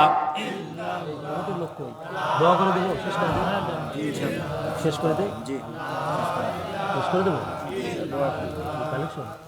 লা ইলাহা ইল্লাল্লাহ লা ইলাহা ইল্লাল্লাহ লা ইলাহা ইল্লাল্লাহ লা ইলাহা ইল্লাল্লাহ মুহাম্মাদুর রাসূলুল্লাহ সাল্লাল্লাহু আলাইহি ওয়াসাল্লাম। সম্মানিত ভাইয়েরা, ওই রকম স্বামী হতে হবে, নবীজি যেমন আচরণ করেছে ওই রকম স্বামী হতে হবে। আমার মায়েরা, আমার বোনেরা, আপনার স্বামীর পায়ের নিচে আপনার জান্নাত। মা ফাতেমা রাদিয়াল্লাহু তাআলা আনহাকে নবীজি যেই দিন হযরত আলীর হাতে উঠায় দেয়, এই দিকে তাকান, আলীর হাত মাঝখানে, নবীর হাত নিচে, ফাতেমার হাত উপরে, হাতটা এইভাবে চাপিয়ে ধরে বলল, ফাতেমা, ইতিপূর্বে কবুল পাওয়ার আগে আমার পায়ের নিচে তোমার জান্নাত ছিল, আজ থেকে কবুল বলার সঙ্গে সঙ্গে জান্নাত চলে গিয়েছে আলীর পায়ের নিচে। ফাতেমা, খবরদার খবরদার, আলীর সাথে যদি অসৌজন্যমূলক কোনো আচরণ করো, আলীর কলিজায় আঘাত দাও, ওই আঘাত ক্ষমা না নিয়ে যদি তুমি মৃত্যুবরণ করো, আমি নবী হাসরের ময়দান কিয়ামতের দিনে তোমার কোনো প্রকারের সুপারিশ করব না, বাবা হিসাবে কোনো পরিচয় আমি দিব না। জোরে কন্যা নাউজুবিল্লাহ। পারবেন সহ্য করতে? এই জন্য মেয়েটাকে যখন বিদায় দিবেন, মেয়েটাকে যখন কি করবেন, জোরে বলেন, বিদায় দিবেন, মেয়েটাকে এই কথাটা বলতে পারবেন তো? পারবেন, অবশ্যই পারবেন। কারণ দেখেন, একটা বিবাহের দিনে 500 মানুষ, কি ভাই না, কথা বলা যাবে না। সম্মানিত ভাইয়েরা, বিবাহের দিনে দেখবেন 500 মানুষ থাকে। কত মানুষ থাকে? 500-700 মানুষ থাকে না? এই 700-500 মানুষ সবাই আনন্দ, সবাই আনন্দ। কেউ ফুল ছিটায়, কেউ রং দেয়, কেউ ছবি উঠানো নিয়ে, কত মানুষ কত কিছু নিয়ে ব্যস্ত থাকে। এমনকি বরটাও ব্যস্ত, বধূটাও ব্যস্ত, কিন্তু দুইটা মানুষের কোনো ব্যস্ততা আছে কিন্তু আনন্দ নাই। এই দুইটার নাম কি? আহা হা হা হা। যারা বিবাহ করেছে তারাই বোঝে, যারা মেয়েটাকে বিবাহ দেয় তারাই বোঝে। ইন্ডিয়াতে বিয়ে দেখছি, ইন্ডিয়াতে বিয়েতে অনেক ব্যয়বহুল, অনেক ব্যয়বহুল তাদের বিবাহতে। বাংলাদেশে তুলনামূলক কম, যদিও বা বড় বড় বিয়েগুলোতে হয়। যেমন ইন্ডিয়ার মুকেশ আম্বানির বিয়ে, মেয়ের বিয়েতে পৃথিবীর ভিতরে দ্বিতীয় বিয়ে, পৃথিবীর ভিতরে দ্বিতীয় বিয়ে। হ্যাঁ, কিসের ভিতরে? পৃথিবীর ভিতরে দ্বিতীয় বিয়ে। মুকেশ আম্বানির মেয়ের কোম্পানির মালিক কয়েকদিন আগে মারা গেল ইন্ডিয়া। সম্মানিত ভাইয়ের আমার, এই ব্যক্তিটাও মুকেশ আম্বানি 5 বছর পূর্বে পৃথিবীর ভিতরে দ্বিতীয় বিবাহ তার মেয়ের ছিল। এত ব্যয়বহুল খরচ করেছে। আমেরিকার প্রধানমন্ত্রী সহ আপনার ব্রিটিশের রানী এলিজাবেথের যিনি দায়িত্ব আছেন, হ্যাঁ, ব্রিটিশের প্রধানমন্ত্রী সহ সবাইকে, সৌদির বাদশাকে পর্যন্ত তিনি দাওয়াত করেছেন। এত বড় একটা বিবাহের অনুষ্ঠান, কিন্তু মুকেশ আম্বানির মতো একজন বড়লোক তিনিও কেঁদেছিলেন এই বিবাহের দিনে। গরিবও কান্দে, ধনীও কান্দে।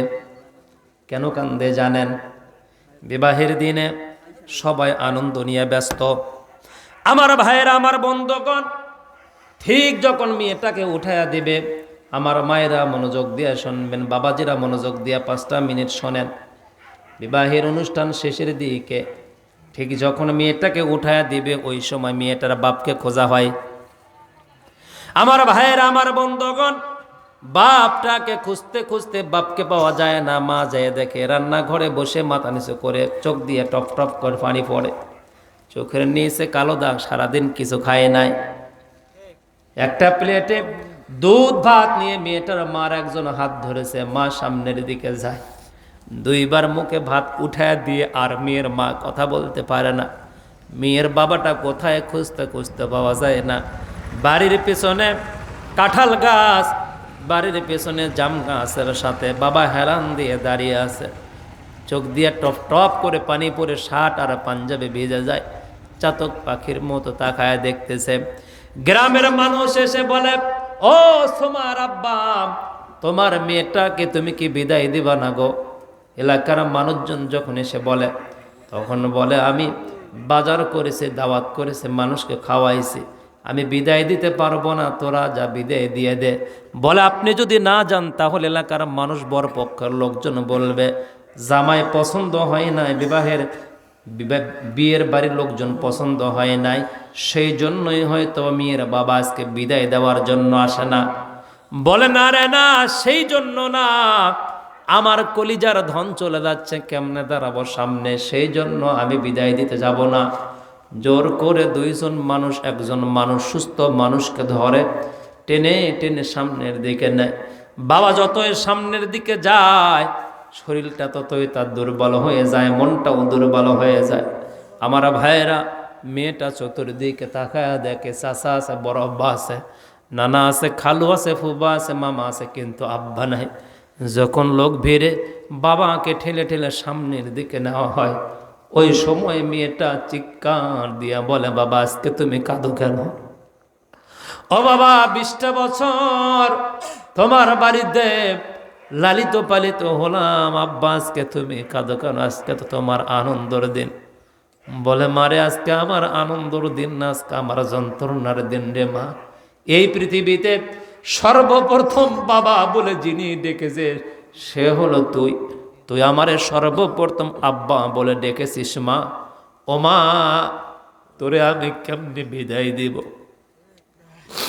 বলে আব্বা গো, বাজার থেকে আমার জন্য, আমার ভাই আর বোনদের জন্য তুমি মিষ্টি সিঙ্গারা আনতে, আর আমার জন্য চুরি করে আর একটা পকেটে নাস্তা নিয়ে আসতে, এনে এনে আমার বালিশের নিচে রাখতে, ওরা জানতো না। ওইটা সকালবেলা খেয়ে আমি প্রাইভেটে চলে যেতাম আব্বা, আর আমার জন্য আনার দরকার নাই। আমি কলেজে পড়বো, সেই জন্য তুমি বন্ধুদেরই কিনে ঠিক মতো আর হোটেলে চা খাইতে বসো না। আব্বা, আমার বিবাহের জামা কাপড়, তোমার জামাইয়ের জামা কাপড় সব হয়েছে, কিন্তু তোমার আর মায়ের কোনো নতুন কাপড় হয় না। আব্বা দয়া করে আমারে বিদায় দাও, আব্বা আমারে ক্ষমা করে দাও। আমার ভাইয়ের, আমার বন্ধুগণ, এই কথাটা মেয়েটার মা আর মেয়েটার বাবা যখন বলতে থাকে, কাঁদতে থাকে, এমন পরিস্থিতিতে হয়ে যায় এই আনন্দর বাড়িটা মৃত্যুর বাড়িতে পরিণত হয়ে যায়। কথা বলেন ঠিক কিনা? আমার ভাইয়েরা, গাড়িতে যখন মেয়েটাকে উঠে দেওয়া হয়, পিছন থেকে ছোট্ট ভাইটা আফু আফু বলে চিৎকার দেয়। বান্ধবীরা বলে, বান্ধবীরা আগামীকাল থেকে আর স্কুলে যাব না। তুই থাকলে একসাথে 5 জন মিলে আনন্দ করে যাচ্ছিলাম, তুইও নাই, আমরাও যাব না রে বান্ধবী। ওই মেয়েটা তখন গাড়ির জানালা দিয়া মাথাটা বের করে চিৎকার দিয়া বলেন, মামা, আব্বা মনে হয় পড়ে যাবে, ধরো একটু আব্বাকে। আব্বার শরীরে শক্তি কমে যাচ্ছে, আব্বা কেমন জানি হেলবেল করতেছে। মার দিকে লক্ষ্য রাখিও খালা। এরপরে চাচাতো বোন, ফুফাতো বোনকে বলে, আমার ছোট ভাইটার প্রতি নজর রাখিস। আল্লাহুম্মা আমিন। রব্বানা যালামনা আনফুসানা ওয়া ইল্লাম তাগফির লানা ওয়া তারহামনা লানাকুনান্না মিনাল খাসিরিন। আয় আল্লাহ, গভীর রাত পর্যন্ত তোমার কোরআন সামনে রেখে আলোচনা করলাম, আল্লাহ ভুল ভ্রান্তিগুলো ক্ষমা করে দাও। আল্লাহ দয়া করে আমাদের সবার জীবনের গুনাহগুলো মাফ করে দাও। হাদিয়া তোহফা সোনার মদিনাতুল মুনাওয়ারায় পৌঁছায় দাও। আয় আল্লাহ, আমরা যারা আমাদের আপন আপন আত্মীয় স্বজন পিতামাতাকে হারিয়ে ফেলে অন্ধকার কবরে দিয়ে আমরা